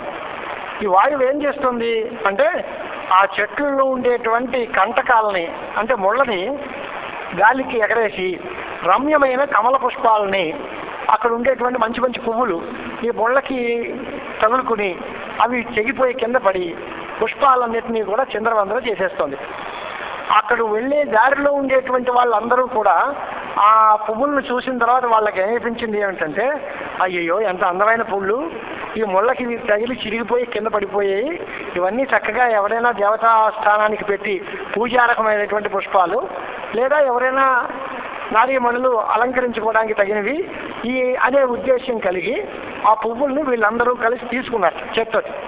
వాళ్ళు ఆలోచించి ఇప్పుడు ఈయన మళ్ళీ ఏం చేస్తున్నాడంటే పవనోయం యథా పునరప్యేతాని పుష్పాన్ని కంటకేషు నాశంజయే. వాటి తర్వాత మళ్ళీ ఈ పువ్వులు తీసుకుని ఇక్కడే వదిలేస్తే మళ్ళీ ఈ గాలికి ఈ పువ్వులన్నీ మళ్ళీ ఆ ముళ్ళ మీద పడిపోతాయి, మళ్ళీ పాడైపోతాయి. కాబట్టి మళ్ళీ గాలికి ముళ్ళలో ఇవి చిక్కుకోకుండా తగినటువంటి ఏర్పాటు ఏదైనా చేయాలి అనేటువంటి ఆలోచనతో అక్కడ ఉండే ముళ్ళ వృక్షాలకన్నిటికీ ఒక కంచిలాగా ఒక పైన కవర్ వేశారట. అప్పుడు ఆ జాలకంతో పుష్పాలన్నీ కంటక ప్రవేశం నుంచి రక్షింపబడ్డాయి. ఇది ఒక కథ చెప్పాడు. వాయువు, చెట్లు, దానికి ముళ్ళు, ఆ ముళ్ళకి పువ్వులు గుచ్చుకోవడం, చిరిగిపోవడం, చూసేటువంటి వాడు ఆ పువ్వుల్ని రక్షణ చేయడానికి తగినటువంటి ఒక రక్షణ ఉపాయాలు అన్వేషించడం. దీనికి ప్రకృతానికి ఉదాహరణ సమన్వయం చేస్తూ ఆయన ఏం చెబుతున్నాడంటే ఈ వాయువు అంటే ఎవడు అని అంటే భేదవాది ఆచార్య రూపో వాయు. ద్వైతాన్ని బోధించేటువంటి ఓ గురువు ఎవడంటే ఉంటాడో ఈ వాయువు లాంటి వాడు. అక్కడ ఉండే అడవి ఏంటి అంటే వనం. ఆ అడవిలో ఉండేటువంటి కంటక వృక్షాలంటే ఏంటి అని అంటే కామకర్మలు అనేటువంటివి ముళ్ళు. అర్థవాదలు మొదలైనటువంటి వాటిని ప్రశంస చేస్తూ ఈ యజ్ఞం చాలా గొప్పది. వాయువ్యజ్ఞ శ్వేతమాలభేద భూతికామ వాయుర్వైక్షేపిష్ఠ దేవత వాయుమేవస్వేన భాగతే ఏ రూపదావతి స ఏవై నంభూతింగమయతి. మంత్రాలు అర్థవాదులన్నీ ప్రశంస చేసి చాలా గొప్ప దేవత అండి, చాలా శీఘ్రమైనటువంటి ఫలాన్ని ఇచ్చే దేవత, ఆ దేవత కోసం యాగం చేస్తే మనకి వెంటనే ఫలితాలు వస్తాయి అంచేది ఇలాంటి వాయుదేవతాకమైన శ్వేతద్రవ్య యాగం చేస్తే దానివల్ల చాలా ప్రశస్తి అని అర్థవాద వాక్యాలు స్థుతి చేస్తున్నాయి, కామకర్మలు చేస్తున్నారు. ఇలాగా ఈ అర్థవాద వాక్యాలు అనేటువంటివి ఒక కంటకి వృక్షాలు, దాంట్లో ఉండే కామ్య కర్మలు అనేవి ముళ్ళు. దీనిలో పడితే రాగద్వేషాది దోషరహితమైనటువంటి చక్కటి మంచి హృదయం కలిగిన శిష్యులు అనేటువంటి కమలాలు. ఈ కమలాలన్నీ కూడా ముళ్ళకు గుచ్చుకున్నాయి. అంటే వీళ్ళందరూ కూడా అలాంటి మంచి పని చేస్తే బాగుండు, మంచి ఫలితాలు పొందితే బాగుండు అనేటువంటి పరిస్థితి. అప్పుడు వీళ్ళకు ఉండేటువంటి మంచి చోటు ఏంటి అంటే శాంతి, దాంతి మొదలైన సద్గుణాలు. ఈ దీనిలోంచి బయటకు వచ్చేసి ఈ మంచి శిష్యులు అందరూ కలిసి ఆ కామ్యకర్మల జోలికి ఎదరికెళ్ళిపోతున్నారట, ఆ ముళ్ళల్లో చిక్కుకుంటున్నారు. అప్పుడు ఆ కంటకాల్లో పెట్టేసరికి వీళ్ళకి కోరికలు పుడుతున్నాయి, వీళ్ళు ఆ కామ్యకర్మల్లో పడుతున్నారు, మళ్ళీ వాటిని సంచరిస్తున్నారు. దానివల్ల మళ్ళీ మంచి లోకము, చెడ్డ లోకము, ఉచ్చావచమైనటువంటి జనవర్ణ ప్రవాహంలో వాళ్ళు లోనైపోతున్నారు. ఇలాంటి పరిస్థితుల్లో మార్గంలో వచ్చినటువంటి పాంతుడు ఎవరు అంటే మహావిష్ణువు. ఆయన వచ్చి ఈ మనోహరమైనటువంటి మంచి పద్మాల లాంటి మనస్సు కలిగిన ఈ శిష్యులు ఉన్నారే, సత్శిష్యులు వీళ్ళందరూ కూడా ఈ కామ్యకర్మలకి లోనైపోయి ముళ్ళకి గుచ్చుకున్న పువ్వుల్లాగా పాడైపోకూడదు. కాబట్టి మత్స్వరూప ప్రాప్తి యోగ్య, వీళ్ళు చక్కగా పైన మంచి అందమైన చోట్లో ఉండదగిన వాళ్ళు అనేటువంటి ఆలోచన చేసి వేదవ్యాసుడు అనే రూపంతో వచ్చి అవతరించి వాళ్ళకి అమృతత్వోపదేశం చేశారు. అంటే బ్రహ్మసూత్ర ప్రణయనం చేసి ఆ బ్రహ్మసూత్రాలు రాసి నాయన మీరందరూ ఇక్కడ ఉండండి అంటే వాటికి ఒక రక్షణ కవచం ఏర్పాటు చేశామన్నది ముళ్ళుకి.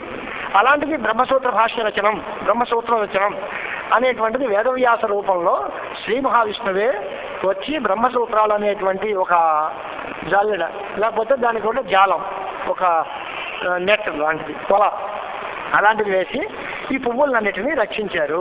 అలాగే బ్రహ్మనిష్టమైన ఆచార్యోపదేశాధీనమైనటువంటి ఈ పురుషుల్ని వేదవాదులు ఎన్ని రకాల కుయుక్తులు తర్కాలు చేసినా వీళ్ళని చెలింప చేయరు, వీళ్ళకి ఈ రక్షణ కవచం ఉంది కనుక.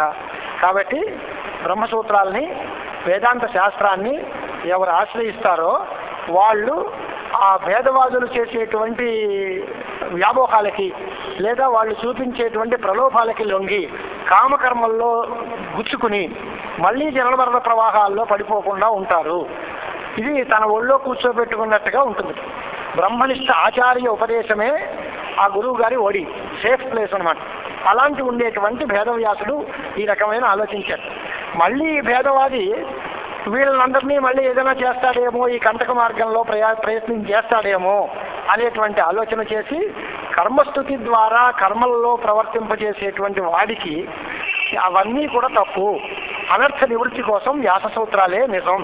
కర్మలలో ప్రవర్తిస్తే ఆ కర్మ ఫలాలన్నీ అశాశ్వతములు కనుక దానివల్ల ఎటువంటి అమృతత్వ లాభము జరగదు. కాబట్టి దానిలో ప్రవర్తించకుండా వీడి వేదాంత విచారం చేసి దీనిలోంచి ఉత్తమ గతిని పొందడానికి ప్రయత్నిస్తాడు అనేటువంటిది ఒక కథ చెప్పి, ఈ వాయువు, అడవిలో పువ్వులు అవన్నీ, అలాగే వాయువు లాంటి వాడు భేదవాది ఆచార్యుడు, మహావిష్ణువు అనేటువంటి వాడు ఆ పువ్వులకి రక్షణ ఏర్పాటు చేసినటువంటి వాడు, ముళ్ళకు గుచ్చుకున్నటువంటి వాడు. ఆ మహావిష్ణువే వేదవ్యాస రూపంలో అవతరించి బ్రహ్మసూత్రాలు రాశారు. ఇది వేదాంతములు అనేటువంటివి మనకి రక్షణ కల్పించేటువంటివి అనే అభిప్రాయంతో ఆయన చెప్పిన కథ. ఈ అగ్రత దేవుడి కథ మొదలెట్టాడు. ఆయన గురువు గారి దగ్గరకు వచ్చి 3 ప్రశ్నలు అడిగారు డైరెక్ట్గా. నేనెవరు? అహంకహ మొదటి ప్రశ్న.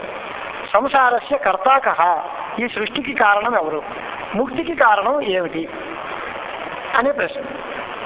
అహంకహ అంటావేటిగా నేనెవరు అని ప్రశ్నిస్తావేంటి? నువ్వు తెలియదా నీకు నువ్వెవరో అని అంటే ఆ ప్రశ్నకి అర్థం ఏమిటి అని అంటే, నేను దేహాన్నా, దేహం కంటే వేరా, లేక నేను మనిషిని, ఇంకో ఎర్రగా ఉన్నాను నల్లగా ఉన్నాను అనేటువంటి ఇలాంటి గుణాలతోటి ఆకారాలతోటి కూడిన వాడినా, ఈ పేరుతో పిలువబడుతున్నాను కనుక నాకు ఈ పేరు నిజంగా ఉందా? నేను కర్తాభోక్త అవుతున్నానా? నేను ఏదైనా పనులు చేస్తున్నానా? లేదా నేను అసలు క్రియారహితుడుగా ఉంటానా? అన్ని శరీరాల్లోనూ ఉండే నేను ఒకటేనా? నానా రకాల ఏకజీవవాదమా నానా జీవవాదమా? ఇన్ని ప్రశ్నలు అహంకహ అనే ప్రశ్నలు అవాంతరంగా ఉన్నాయి. అస్య సంసారస్య కర్తాకహ అంటే ఎవరు? సంసారానికి కర్త ఎవరైనా ఉన్నాడా? సంసారం దానంతట అదే పుడుతోందా? ఒకవేళ కర్త ఉంటే ఆ కర్త జీవుడా లేక పరమేశ్వరుడా? ఒకవేళ ఈశ్వరుడే కనుక ఉంటే ఆ ఈశ్వరుడు ఏదో ఒక చోట పరిచ్ఛిన్నంగా ఉండి పనులు చేస్తాడా? సర్వవ్యాపకంగా ఉంటాడా? ఈశ్వరుడు కంటే జీవుడు వేరేగా ఉంటాడా కాదా అనేది సంసారస్య కర్తాకహ అనే అంశంలో అవాంతర సందేహాలు. ముక్తికి కారణం ఏంటి అనంటే జ్ఞానమా కర్మ, లేదా ఉపాసనమా లేక భక్త, లేదా జ్ఞానకర్మ సముచ్చయమా, జ్ఞానము కర్మ కలిసా, లేక ఉపాసన జ్ఞానము కలిసా, జ్ఞానకర్మలు లేదా జ్ఞానోపాసనలు లేదా కర్మ ఉపాసన ఈ జంటలు మొత్తం మూడిటిల్లో ఏది ముక్తికి కారణం? అది వాడి ప్రశ్న. ఈ 3 ప్రశ్నలకి సమాధానంతో ఈ శస్త్రతరంగం అంతా సాగేస్తారు. మనం ముఖ్యంగా ఆ ప్రశ్నలకి సమాధానాలు ఎక్కడెక్కడ ఉన్నాయో వెతుక్కుంటే మనకి కొంత అవసరం తీరుతుంది. అహంకహ అనే ప్రశ్నకి సమాధానం ఏమిటి అని అంటే 4వ ప్రశ్న తరంగంలో చెప్పారు, త్వం సచ్చిదానంద రూపోసి, నీవు సచ్చిదానంద స్వరూపుడివై ఉన్నావు అని చెప్తారు. దానివల్ల ఆన్సర్ ఏమొస్తుంది అంటే నువ్వు దేహం కంటే వేరు, దేహేంద్రియ మనోబుద్ధి వ్యతిరిక్తమైన వీటికి సాక్షిభూతంగా ఉండేటువంటి దేహాది విలక్షణమైన ఆత్మ. దేహంలో జడ రూపంలో దుఃఖం ఉంది, ఆత్మ సచ్చిదానంద స్వరూపుడు కనుక దేహం ఆత్మ కాదయ్యా, దేహం జడం, ఆత్మ చేతనం. దేహంలో దుఃఖం ఉంది, ఆత్మలో దుఃఖ సంపర్కం కూడా లేదు. నీవు కర్తృత్వ భోక్తృత్వాలు కలిగిన వాడివి కాదు. ఎవరికి దుఃఖం ఉంటుందో వాడు దుఃఖాన్ని పోగడానికి ప్రయత్నం చేసుకోవాలి కనుక వాడికి ఏదైనా కర్తృత్వం ఉంటుంది. నీకు దుఃఖము లేదు, దుఃఖాన్ని పోగొట్టుకోవాల్సిన అవసరము లేదు, దానికోసం ఓ పని చేయాల్సిన పని కూడా నీకు లేదు కనుక కర్తృత్వం లేదు. కాబట్టి ఎవడు కర్త అవుతాడో వాడే భోక్త అవుతాడు కనుక నువ్వు కర్తవి కాదు కాబట్టి నీకు భోక్తృత్వం కూడా లేదు. అంచేత శుభాశుభ ఫలాలు కానీ పుణ్యపాపాలు కానీ సుఖ దుఃఖాలు కానీ ఇవేవీ కూడా నీకు కాదు. స్థూల సూక్ష్మ దేహాలకు మాత్రమే అవన్నీ ఉంటాయి. నువ్వు ఆ సంఘాతానికి కేవలం సాక్షిగా ఉంటావు. మనకి మనీషా పంచకంలో చెప్పారు, జాగ్రత్త స్వప్న సుషుప్తిషు స్ఫుటతరా యా సంవిద్ ఉజ్జృంభతే యా బ్రహ్మాది పిపీలికాంతతనుషు ప్రోత జగత్సాక్షిణి సైవాహం నచ దృశ్యవస్తు ఇది దృఢప్రజ్ఞావ్యయస్య అస్తి చేత్ చండాలోస్తు ద్విజోస్తు స గురురిత్యేష మనీషా మమ అని మనీషా పంచకంలో ఆచార్యుల వారు చెప్తారు. దానికి ఒక వ్యాఖ్యాత మనీషా పంచకం మహావాక్యసారం అని రాసి ఉపపాదన చేశారు. ఇక మాటలు చెప్పడం కాదు. మనీషా పంచకంలో ఉన్న ప్రతి శ్లోకంలోనూ పూర్వపాదం త్వం పదార్థ విచారం, ఉత్తర పాదంలో తత్పదార్థ విచారం, 3వ పాదంలో వాటికి ఐక్యం, ఇవన్నీ చెప్పబడ్డాయి. జాగ్రత్త స్వప్న సుషుప్తిషు స్ఫుటతరా యా సంవిదుజృంభతే అది జ్ఞానం సంవిత్తని. యా బ్రహ్మాది పిపీలికాంతతనుషు ప్రోత జగత్సాక్షిని అంటే ఆత్మ, అయమాత్మ బ్రహ్మ అనేటువంటి మాట తెలుస్తుంది. దీనిలో ఒకటి జ్ఞానము, ఆ జ్ఞానమే బ్రహ్మము. వాటికంటే తేడాలు సైవాహం సంవిదేవ సచ్చిదానంద రూపుడు, చిదేవ బ్రహ్మ, చిద్రూపిణి, ఆ చిత్స్వరూపమే బ్రహ్మము అనేటువంటి ఐక్యం చెప్పి శైవ యచ్చబ్ద తచ్చబ్దాలు ఇంకో సారస్యం కూడా చెప్పారు ఆయన. దక్షిణామూర్తి అష్టకంలో కానీ శంకరాచార్యుల రచనలలో కానీ సాధారణంగా ఈ యచ్చబ్దాలు తచ్చబ్దాలు వాడుతూ ఉంటారు. ఇది ఎందుకు అంటే ఇది యచ్చబ్దం చేత చెప్పబడినటువంటి వాడు, తచ్చబ్దం చేత చెప్పబడేటువంటిది, ఈ రెండిటికి ఐక్యం నిత్య సన్నిహిత శబ్దాలు కనుక అవి ఐక్యాన్ని బోధిస్తాయి. కాబట్టి జీవబ్రహ్మ ఐక్య బోధన ముందు ఆయన మహాతాత్పర్యం ఉంది.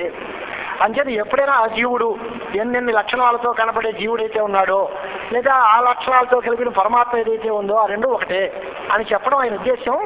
అంచేత సర్వత్రా కూడా ఈ యచ్చబ్ద తచ్చబ్దాలు పెట్టి తస్మై శ్రీ గురుమూర్తయే నమ ఇదం శ్రీ దక్షిణామ, తస్మై ఎందుకయ్యా అంటే తస్మై ప్రసిద్ధాయ అని చెప్పేస్తాం మనం. తస్మై అనేది దానికోసం కాదు వాడింది, ఆ జీవాభిన్నుడైన బ్రహ్మకు నమస్కారం. అద్వైతాన్ని బోధించడం ఆయన అడుగడుగునా చేస్తూ ఉంటారు పని. కాబట్టి యచ్చబ్దాల్ని తచ్చబ్దాల్ని ఎక్కువ వాడతారు అనేటువంటి ఒక ఆలోచన కూడా వ్యాఖ్యాతల్లో కనిపిస్తూ ఉంటుంది. ఈ ఆత్మ సర్వవ్యాపకం. ఇక్కడ సాంఖ్యులు ఏం చెప్తున్నారంటే అకర్త అభోక్త అనేటువంటి ఆత్మకి జీవనానాత్వాన్ని ఒప్పుకుంటారు వాళ్ళు. ఇది చాలా పెద్ద కన్ఫ్యూజన్. ఏకజీవవాదమా నానాజీవవాదమా అనేది చాలా గొప్ప సిద్ధాంతం. ఎందుకంటే ఒకటే జీవుడు అన్నాడు అనుకోండి, వాడికి జ్ఞానం కలిగితే వాడు ముక్తులైపోతే సర్వ ప్రపంచం ముక్తిదే, ఇంకా మొత్తం ప్రపంచం లేకపోవాల్సి వస్తుంది. లేదా వాడికి కనుక జ్ఞానం కలగలేదు అంటే ఎవడూ ముక్తి పొందలేదు అనే పరిస్థితి వస్తుంది. ఏకజీవవాదంలో ఈ పేచీలు ఉన్నాయి. ఒక జీవుడు ఉన్నది ఒకే జీవుడు అన్ని శరీరాల్లో, ఆ జీవుడికి జ్ఞానం కలిగి వాడు ముక్తి పొందిపోయాడు అంటే సర్వేకు ముక్తాహ భవేయు. అలా కాలేదు, వాడి జ్ఞానం కలగలేదు అంటే అనిర్మోక్ష ప్రసంగ, మోక్షమే లేదు అనాల్సి వస్తుంది. అది తప్పు కదా అని అంటే అది కాదు నేను చెప్పింది, జీవుడు ఒకడే కానీ శరీర భేదైన అంతఃకరణం మారుతూ ఉంటుంది.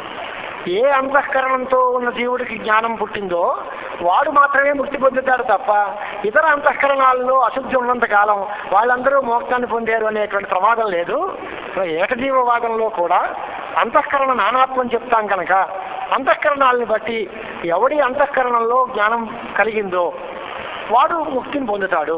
ఎవరి అంతఃకరణం అశుద్ధంగా ఇంకా రాగద్వేషాలతో కూడి ఉంటుందో వాళ్ళకి ఆ రకమైనటువంటి మోక్షం రానే రాదు అనే పక్షం చెప్పి దీంట్లో సాంఖ్య సిద్ధాంతం చూపించారు, తార్కిక సిద్ధాంతం చూపించారు. తార్కిక సిద్ధాంతంలో ఏకవింశతి దుఃఖధ్వంసో మోక్ష అని 21 రకాల దుఃఖాలు ఉంటాయి. దుఃఖములు దుఃఖ కారణములను కూడా దుఃఖములనే పిలుస్తారు, దాంట్లో సుఖం కూడా దుఃఖం అనే పిలుస్తారు. వీటిని అన్నిటినీ పోగొట్టుకోవడమే మోక్షము అనేటువంటి పరిస్థితుల్లో నైయాయిక సిద్ధాంతం చూపించారు, వైశేషిక సంప్రదాయం చూపించారు. ఇవన్నీ చూపించి వీటి తర్వాత ఆత్మ అనేటువంటిది మధ్యమ పరిమాణంగా ఉంది. అణు పరిమాణం అయితే దాని చాలా చిన్నది కనపడంది కనుక దాంట్లో ఉండేటువంటి జ్ఞాన సుఖాదులు మనకి తెలియకపోతాయి. ఆత్మ సర్వవ్యాపకము అని కనుక అన్నట్లయితే అది చాలా పేచీగా ఉంటుంది. కనుక భోగ సాంకర్యం లేకుండా ఉండటం కోసం మధ్యమ పరిమాణంగా ఆత్మ ఉన్నాడు అనేటువంటి వాదాలు కొన్ని రకాలు ఉన్నాయి. కానీ ఆ సంకోచ వికాసశాలి మధ్యమ పరిమాణం అని అంగీకరిస్తే దానికి అనిత్యత్వం వస్తుంది.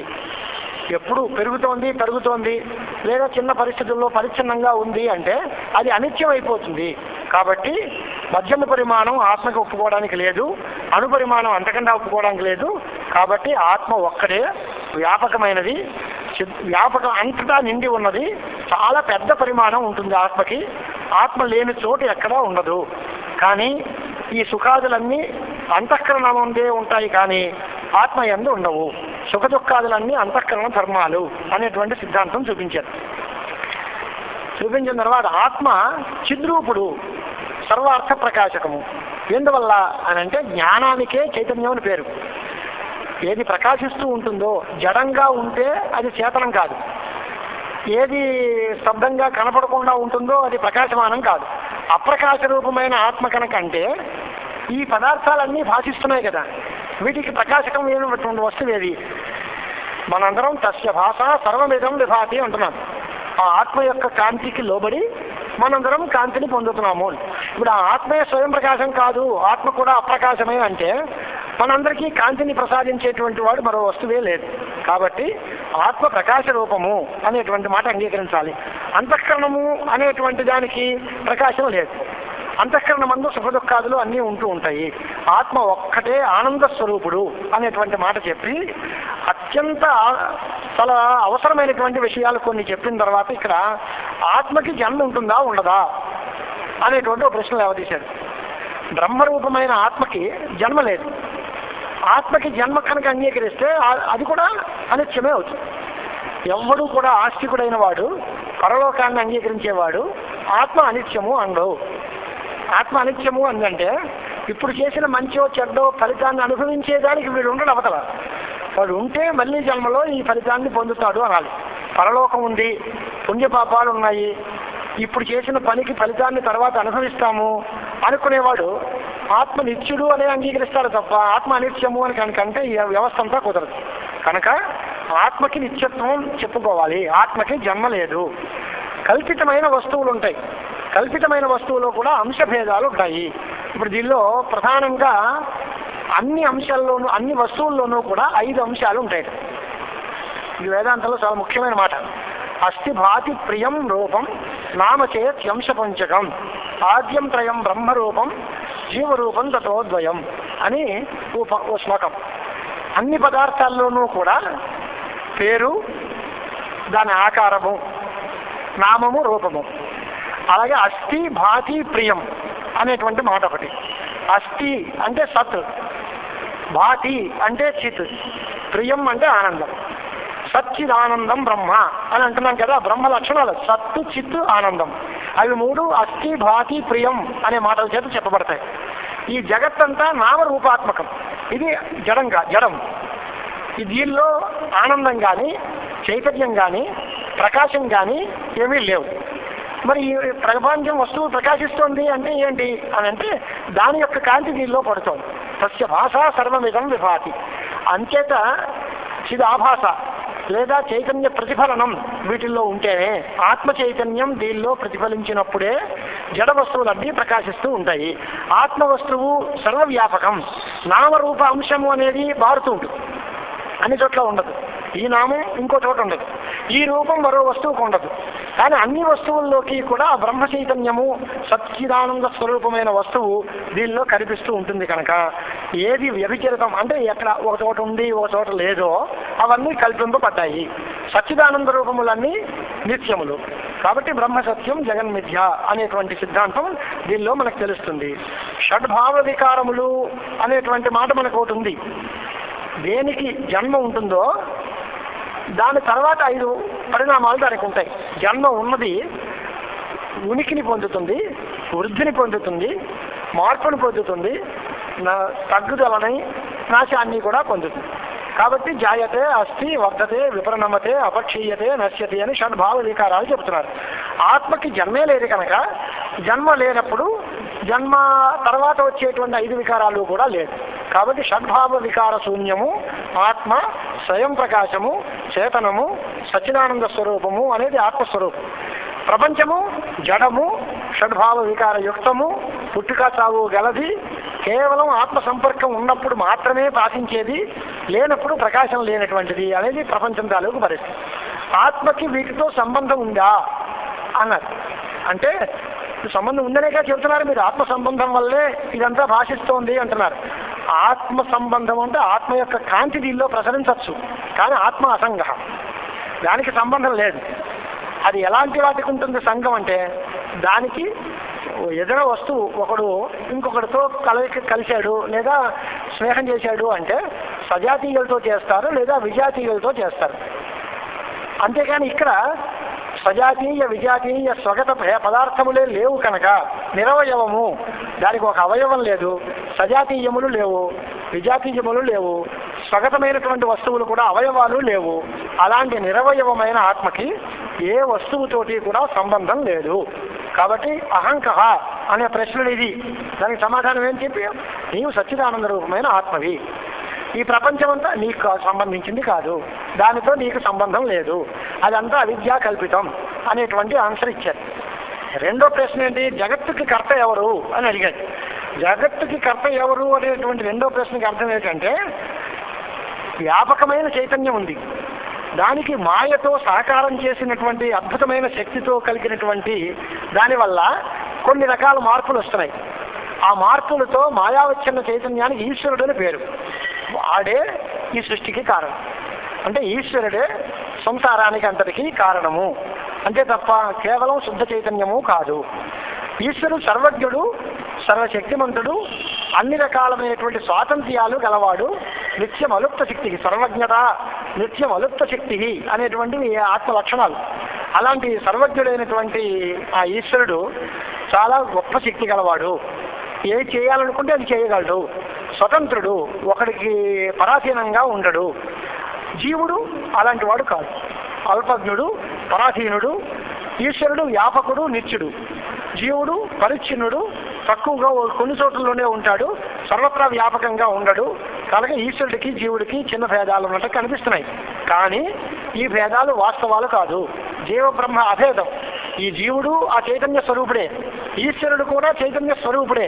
స్వరూపంలో ఇద్దరికీ భేదం లేదు. ఉపాధిని బట్టి భేదం వచ్చింది. కల్పితమైన ఔపాధికమైన భేదాలే తప్ప వాస్తవమైన భేదాలు లేవు అనేటువంటిది రెండో ప్రశ్నకి సమాధానం. మోక్ష సాధనం ఏది అని మూడో ప్రశ్న అడిగారు. ఆ మూడో ప్రశ్నకి సమాధానం ఏంటి అంటే మోక్ష సాధనం జ్ఞానమే అవుతుంది తప్ప కర్మ కాదు. మరి ఉపాసన కర్మ ఇవన్నీ ఏంటండి అంటే మోక్షానికి సాధనమైన జ్ఞానం పుట్టడానికి ఇవన్నీ సాధనాలు అవుతాయి. జ్ఞానం ఎవరికి కలుగుతుంది అంటే ఎవరికి చిత్తశుద్ధి కలిగిందో వాడికి కలుగుతుంది. చిత్తశుద్ధి ఎవరికి కలుగుతుంది అంటే ఎవడు కర్మోపాసనాలు చేస్తాడో, కర్మల్ని ఆచరించి ఉపాసన చేస్తాడో వాడికే చిత్తశుద్ధి కలుగుతుంది. కంచేత కర్మలు ఉపాసనల వల్ల మోక్షం రాదు. కానీ మోక్షం జ్ఞానం వల్ల వస్తే ఆ జ్ఞానంతో పాటు కర్మ కూడా సహకరిస్తుంది అని జ్ఞానకర్మ సముచ్చయవాదులు చెప్పారు. అది తప్పు. కర్మ ఫలం ఏమిటి అని అంటే 5 రకాలు ఉంటాయి. ఆప్యం, వికార్యం, సంస్కార్యం, నాశం. అంటే ఉత్పత్తి, నాశము, పొందడం, వికారం పొందడం, సంస్కారాన్ని చెందడం, మొత్తం 5 రకాల కర్మఫలాలు చెప్తూ ఉంటారు. ఈ మోక్షము అటువంటిది ఏదీ కాదట. కర్మచేత మోక్షం ఉత్పన్నమవుతుందా అంటే కాదు. కర్మచేత మోక్షం పొందబడుతుందా అంటే కాదు. కర్మల చేత మోక్షంలో ఏదైనా చిన్న మార్పు వస్తుందా అంటే కాదు. కర్మల చేత మోక్షంలో ఏదైనా సంస్కారాలు కలుగుతాయా అంటే కాదు. దాన్ని నశింపజేస్తుందా కర్మ అంటే అది కాదు. కాబట్టి ఏ పదార్థం పుడుతుందో, ఏ పదార్థాన్ని మనం పొందుతామో, ఏ పదార్థంలో పూర్వ రూపాలు మారిపోయి కొత్త రంగు, రుచి, వాసన వచ్చి కొత్తతనం వస్తుందో అలాంటిది ఏదీ లేదు దీనికి. ఉదాహరణ ఏంటి అని అంటే ఓ కుమ్మరి కుండ చేశాడు, ఇప్పుడు కుండ పుట్టింది, అది ఉత్పత్తి. దాని తర్వాత ముముక్షు కర్మ చేత మోక్షం పుట్టిందంటాడా అంటే కర్మల వల్ల మోక్షం పుట్టదు. పోనీ పరమానంద ప్రాప్తి ఉంది కదా అలా అది పోతుందా, అది కూడా కొత్తగా వచ్చేది కాదు. పోనీ దుఃఖ నివృత్తి వచ్చిందా అంటే దుఃఖ నివృత్తి కూడా నిత్య సిద్ధమే. దుఃఖాలు పోవడం అనేది కూడా లేదు. ఇక్కడ ప్రాప్తి నిత్య నివృత్తి అని అంటే సిద్ధాంతం చెప్తున్నాం మనం.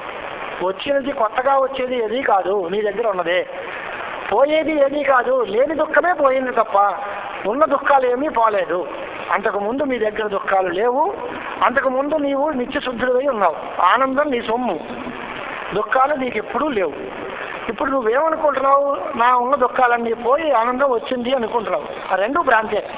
నీ దగ్గర వచ్చింది ఉన్నదే వచ్చింది, పోయింది అది లేనిదే ఇదివరకు అదే పోయింది తప్ప కొత్తగా ఉన్నది అది పోలేదు. మరి వేదాంతాలు వినమన్నారు కదండి, వేదాంతాలు వింటే మోక్షం వస్తుందా అని. వేదాంతాలు వింటే మోక్షం రాదయ్యా, వేదాంతాలు వినడం అవసరమే. కానీ వేదాంతాలు దేనివల్ల వస్తుంది అని అంటే నేను చెయ్యాల్సిన పని ఏమీ లేదు అనే వైరాగ్యం కలగడం కోసం వేదాంతాలు వినాలట.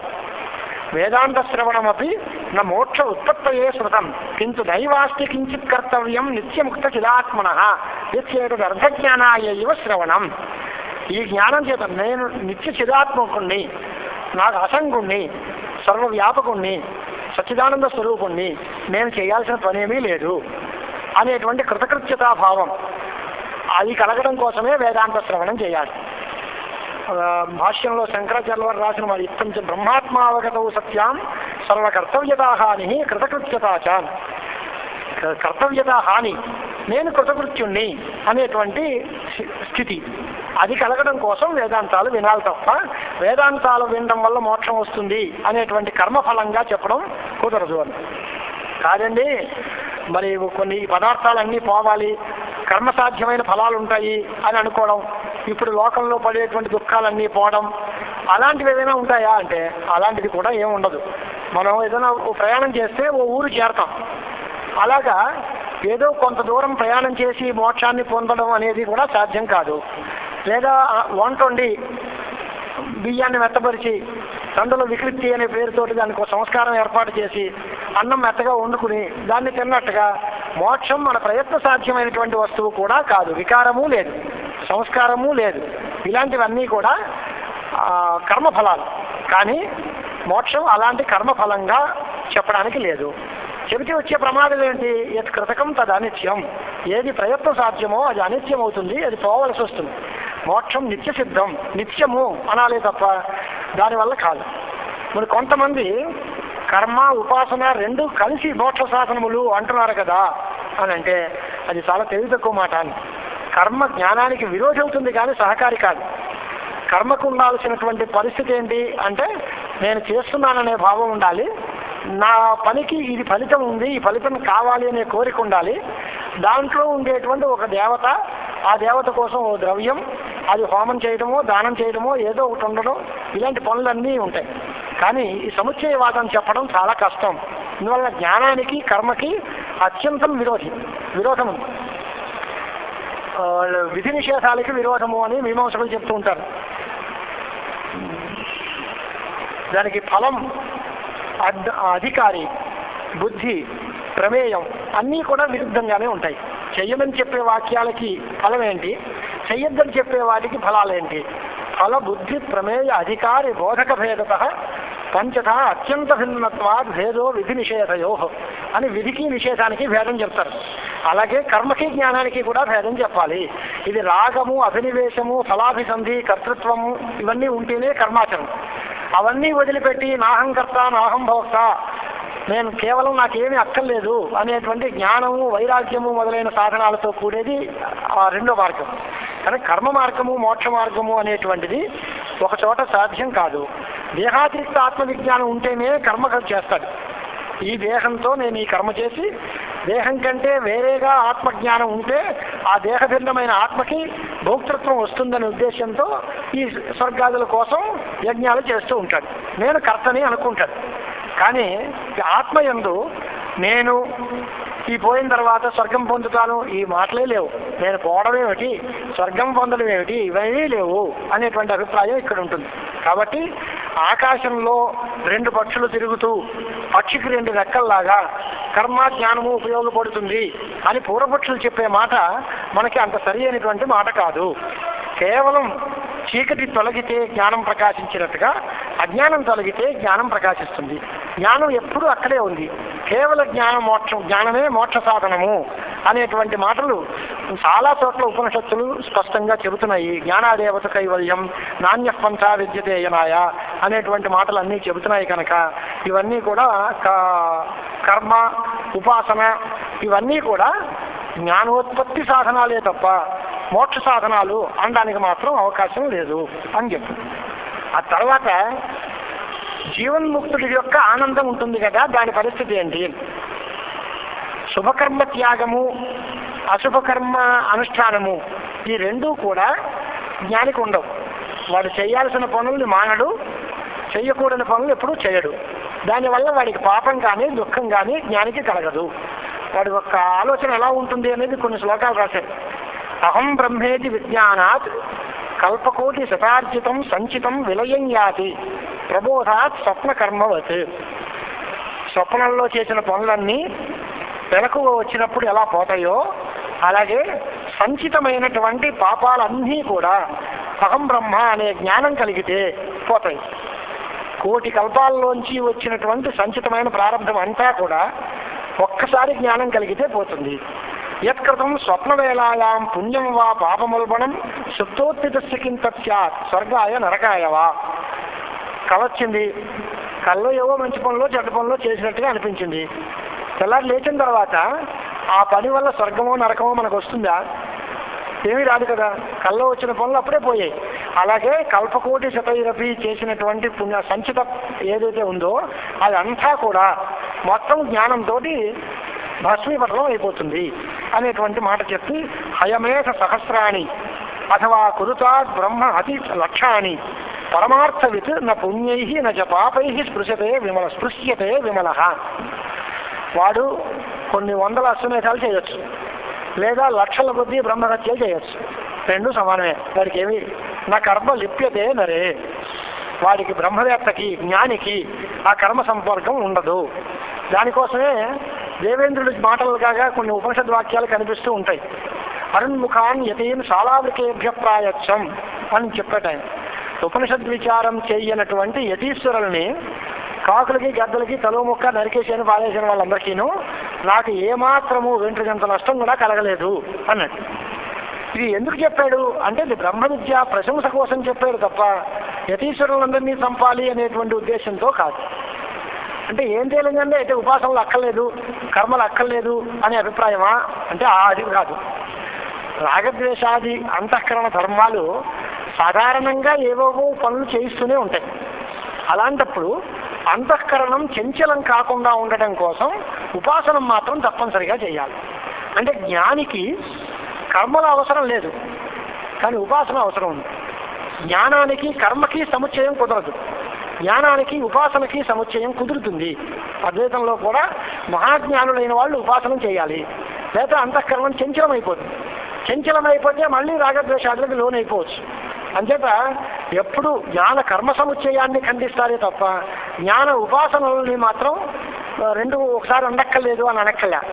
ఉపాసన చేయడానికి నాహంకర్త అనేటువంటి భావం ఉన్నా ఉపాసించవచ్చు, నాకు అక్కర్లేదు ఫలం అక్కర్లేదు అన్నా దైవోపాసన చేయొచ్చు, నేను ఈ పనిని సాధిస్తాను అని పట్టుదల అక్కర్లేదు ఉపాసన చేయొచ్చు. కానీ కర్మ అనే మాట అయితే జ్ఞానానికి విరుద్ధంగా ఉంటుంది. కాబట్టి కర్మకి జ్ఞానానికి విరోధమే తప్ప ఉపాసనకి జ్ఞానానికి ఎటువంటి విరోధము లేదు అనేటువంటి మాట చెప్తారు. ఎవరికి జ్ఞానం కలగలేదు, ఆత్మజ్ఞానం కలగాలనే కోరిక మాత్రం బలంగా ఉంటుంది, నాకు ఎటువంటి భోగాలు అక్కర్లేదు అని వైరాగ్యం శుద్ధంగా కలుగుతుంది అంతఃకరణం అంతా. అప్పుడు వాడు ఏం చేస్తాడు అంటే అలాంటి వాడే ఉత్తమ జిజ్ఞాసువు. మొట్టమొదట్లో శాస్త్ర ఆరంభంలో మొట్టమొదటి చెప్పిన మాట జిజ్ఞాసుల అధికారి అని చెప్పాం కదా మనం. పామరుడు, విషయి, జిజ్ఞాసువు, ముక్తుడు అని 4 రకాల జనం ఉంటారు. దాంట్లో పామరుడు అనేటువంటి వాడు శాస్త్రీయ వాసన లేకుండా స్వేచ్ఛా సంచారం చేస్తూ ఉంటాడు, వాడికి శాస్త్రం అక్కర్లేదు. విషయి అనేవాడు వాడికి పనులు కావాలనుకుంటాడు, ఫలితాలు కావాలనుకుంటాడు, కానీ దానికి శాస్త్రీయమైన మార్గాన్ని అనుసరిస్తూ చక్కగా వైదికమైనటువంటి కర్మలను చేసి దానివల్ల స్వర్గం పుణ్యం ఇలాంటివి సాధించుకుంటూ కాలక్షేపం చేస్తూ ఉంటాడు. వాళ్ళు కర్మసంగులు. నా బుద్ధిభేదం జనయేద్ అజ్ఞానాం కర్మసంగినాం అని గీతల్లో చెప్పినట్టుగా అలాంటి వాళ్ళు కర్మటలైన వాళ్ళు కర్మ మార్గాలు చేసి దాని తాలూకు ఫలితాలు పొంది ఏదో ఉత్తమ జన్మ మళ్ళీ పడుతూ ఉండడం లేస్తూ ఉండడం వాళ్ళకందరూ వాళ్ళు పడుతూ ఉంటారు. వాళ్ళ జోలికి కూడా ఈ శాస్త్రం అక్కర్లేదు. నిత్యముక్తుడైన వాడు వాడికి అక్కర్లేదు. ఇక జిజ్ఞాసు అయిన వాడి విషయంలోనే ఈ శాస్త్రం కావాలి. ఆ జిజ్ఞాస కూడా అసంజాత బోధోయ ఉత్తమ జిజ్ఞాసు యస్య మంద జిజ్ఞాసు తయోరుభయోరపి కర్మోపాసనయో అధికారం నాస్తి. ఎవడు బోధ కలగలేదు, ఎందుకంటే జ్ఞానం పూర్తిగా రాలేదు, తీవ్రతరమైనటువంటి మోక్షం ఉంది, భోగేచ్ఛ లేదు, అలాంటి వాడు ఉత్తమ జిజ్ఞాసు. వాడికి శ్రవణాదులే చెయ్యాలి, అంతేకాని కర్మ ఉపాసన అంటే వాడికి తీవ్రమైన జిజ్ఞాస ఉంది. జిజ్ఞాస దేని వల్ల పోతుంది అంటే జ్ఞానం వల్ల పోతుంది. నేను కర్మలు చేస్తాను ఉపాసన చేస్తాను అంటే ఈ జిజ్ఞాస శాంతిస్తుందా? ఇచ్చకి విషయ సిద్ధే ప్రతిబంధకము అనే సిద్ధాంతం. కోరిక పుట్టితే ఆ కోరిక ఎలా పోతుందండి అన్నాడు. కోరిక పోవాలి అంటే దేన్ని కోరుతున్నావో ఆ వస్తువు తీసుకొచ్చి ఇచ్చేస్తే కోరిక పోతుంది. మంచినీళ్ళు తాగాలని కోరిక ఉంది, నువ్వు 1,00,000 మాటలు చెప్తే సుఖం ఏంటి, గ్లాసు మంచినీళ్ళు ఇస్తే పోతుంది ఆ కోరిక అంతే. తినాలనే కోరిక ఉంటే తినేస్తే పోతుంది. అలాగే తెలుసుకోవాలి అనే కోరిక ఉంది గట్టిగా, తెలుసుకోవడమే ప్రయోజనం అంతే. శ్రవణం చేయి, తెలుసుకో అంతే తప్ప ఈ కర్మలు జ్ఞానాలు ఇవన్నీ ఎక్కర్లేదు అనేటువంటిది ఒక సిద్ధాంతం. కనుక కర్మోపాసనలకి అంతఃకరణ శుద్ధి నిశ్చలత్వము అనేటువంటివి ఫలాలు కనుక ఎవరికి ఆ ఫలాలు సిద్ధించిపోయాయో వాడు కర్మ ఉపాసన చేయాల్సిన పని లేదు. కర్మలు చేస్తే ఏం చేస్తుంది? చిత్తశుద్ధిని సంపాదించుకోవాలి. వాడి చిత్తం శుద్ధమైపోయింది అన్నాం. అలాగే ఏకాగ్రత సాధించుకోవాలి అని, వాడికి ఏకాగ్రత ఉంది అన్నాడు. ఇంకా అలాంటప్పుడు మళ్ళీ ఉపాసనలు ఎందుకు? ఏది లేదో దానికోసం ప్రయత్నించాలి కానీ ఉన్న వాటి కోసమే మళ్ళీ సాధనాలు ప్రయత్నం చేసుకుంటూ ఉంటే 5వ క్లాస్ పాస్ అయ్యాం, మళ్ళీ 4వ క్లాసులో చేరతాను, మళ్ళీ 5వ క్లాసులో చేరతాను ఎందుకండి అంటాం. తర్వాత 6వ క్లాసులోకి వెళ్ళడానికి ప్రయత్నించాలి కానీ వచ్చిన దాన్నే చదివిన దాన్నే మళ్ళా చదవడం అనే మాట కాదు. మామూలుగా సామాన్యేచ్ఛతో జ్ఞానమందు ఏదో ఓ మామూలు కోరిక ఉంది, శ్రవణం ప్రవర్తిస్తాడు, కానీ అంతఃకరణంలో మాత్రం భోగాలు పొందే ఆసక్తి ఉంటుంది. వాడు మంద జిజ్ఞాసు. అప్పుడు కూడా శ్రవణం మానేసి వాడు ఏం చేస్తాడు అని అంటే కేవలం కర్మఫలాలను చేసేది అనుకోండి, అప్పుడు మళ్ళీ ఆ పక్కదారే పడతాడు వాడు. అంచేత వేదాంత శ్రవణం చాలా ముఖ్యం. అంతఃకరణ శుద్ధి కలిగే వరకు కర్మలను ఆచరిస్తూ ఉండాలి. అంతఃకరణ శుద్ధి కలిగిపోయిన తర్వాత దీని మీద దృష్టి ఎక్కువ పెట్టాలి కానీ కర్మల మీద ఎక్కువ దృష్టి పెట్టకూడదు. అంచేత ఏం తేలిందనమాట, జ్ఞాని అయినవాడు, ఉత్తమ జిజ్ఞాసు అయినవాడు, వాడికి కర్మలు ఉపాసనలతో పని లేదు. కానీ ఎవడైతే మంద జిజ్ఞాసు అయి ఉండి వేదాంత శ్రవణమందు ఆసక్తి కలిగి ఉంటాడో వాడు కనుక ఉంటే వాడు నిష్కామ కర్మల్ని ఉపాసనల్ని చేసుకుని అధికారాన్ని పొంది భోగమందు ఇచ్చ తగ్గించుకుని జ్ఞాన ఇచ్చ మాత్రమే పెంచుకుని తర్వాత వేదాంతం ద్వారా జ్ఞానానికి సంపాదించుకోవాలి. అంటే మంద బోధకి కర్మోపాసనలు విరోధులు, దృఢమైన బోధకి కర్మ ఉపాసన విరోధులు కావు అని తేలింది. అంటే జ్ఞాని పనులు చేస్తాడా మాంటాడా అన్నాడు. జ్ఞాని పని చేస్తాడు కానీ అది ఆభాసగా కర్మ ఆభాసే అవుతుంది కానీ కర్మ కాదు. కర్తృత్వాభిమానంతో చేసిన పని అవుతుంది. అభిమానం లేకుండా పని చేస్తూ ఉన్నా ఆ పని కాదు. కర్మణ్య అకర్మయ పశ్యేత్ అకర్మణిచ కర్మయ స బుద్ధిమాన్ మనుష్యేషు. కర్మని అకర్మయ పశ్చేత్ అంటే అర్థం ఏంటి అంటే కర్మ చేస్తూనే ఉంటాడు, నేను చేస్తున్నాను అనుకోడు. యస్య నాహంకృతో భావ అని ఇంకొకరికి చెప్పారు గీతల్లో.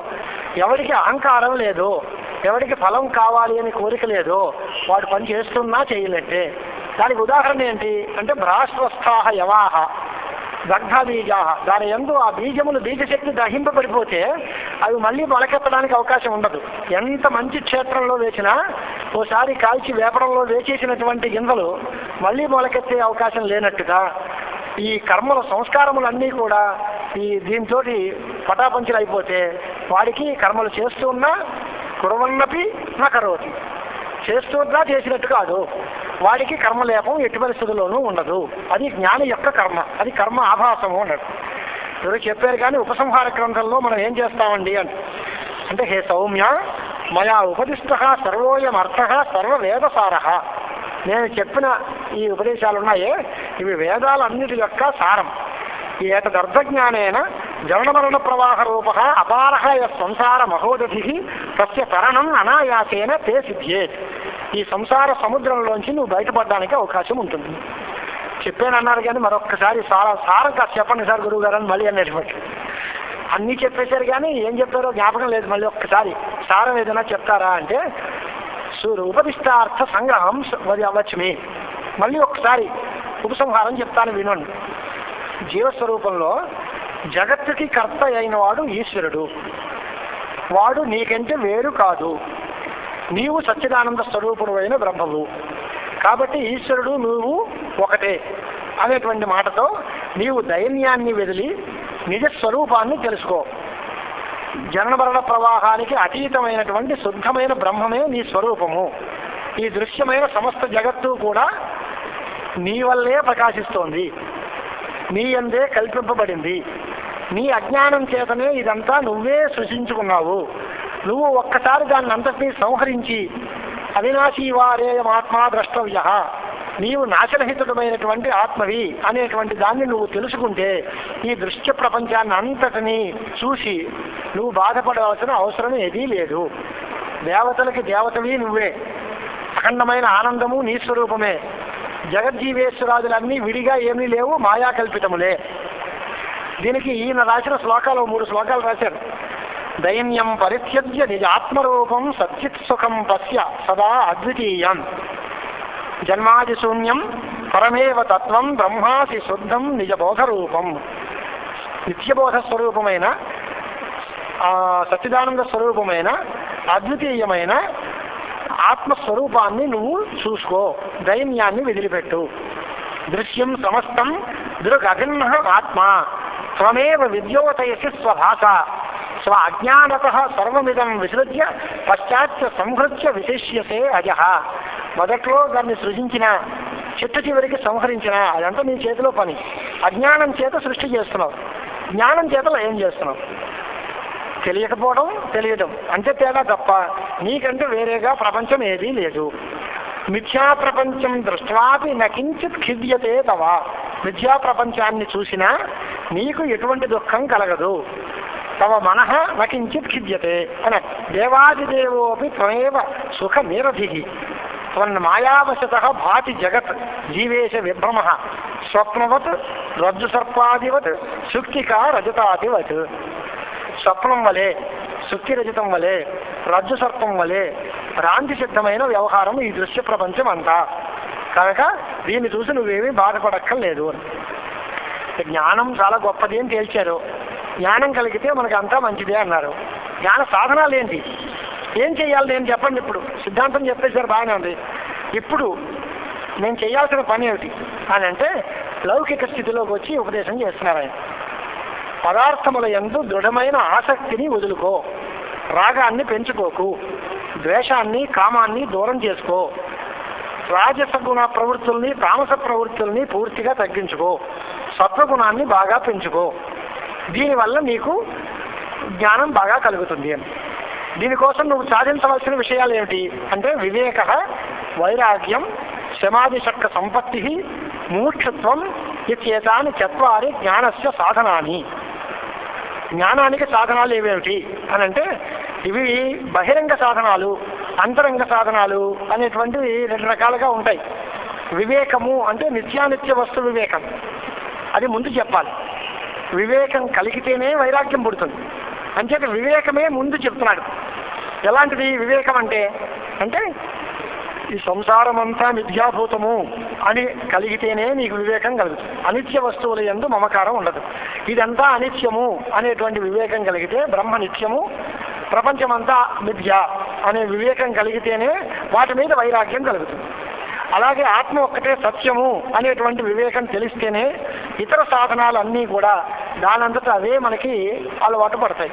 కాబట్టి శాంతి, దాంతి మొదలైనటువంటి గుణాలని, ముముక్షుత్వాన్ని సాధన చతుష్టయంగా మనం స్వీకరించి ఇవన్నీ తీసుకోవాలి. దీంట్లో రెండు రకాలైన ఆలోచన పద్ధతులు ఉన్నాయి. శాంతి, దాంతి మొదలైనవి అంతరంగ సాధనాలుగా ఉన్నాయి అని అనుకుంటూ ఉంటాం మనం. కానీ వీటిని అన్నిటినీ బహిరంగ సాధనాలనే అన్నాడు ఈయన. వివేకం, వైరాగ్యం, శమదమాదులు, ముముక్షుత్వము ఇవన్నీ కూడా బహిరంగ సాధనాలే.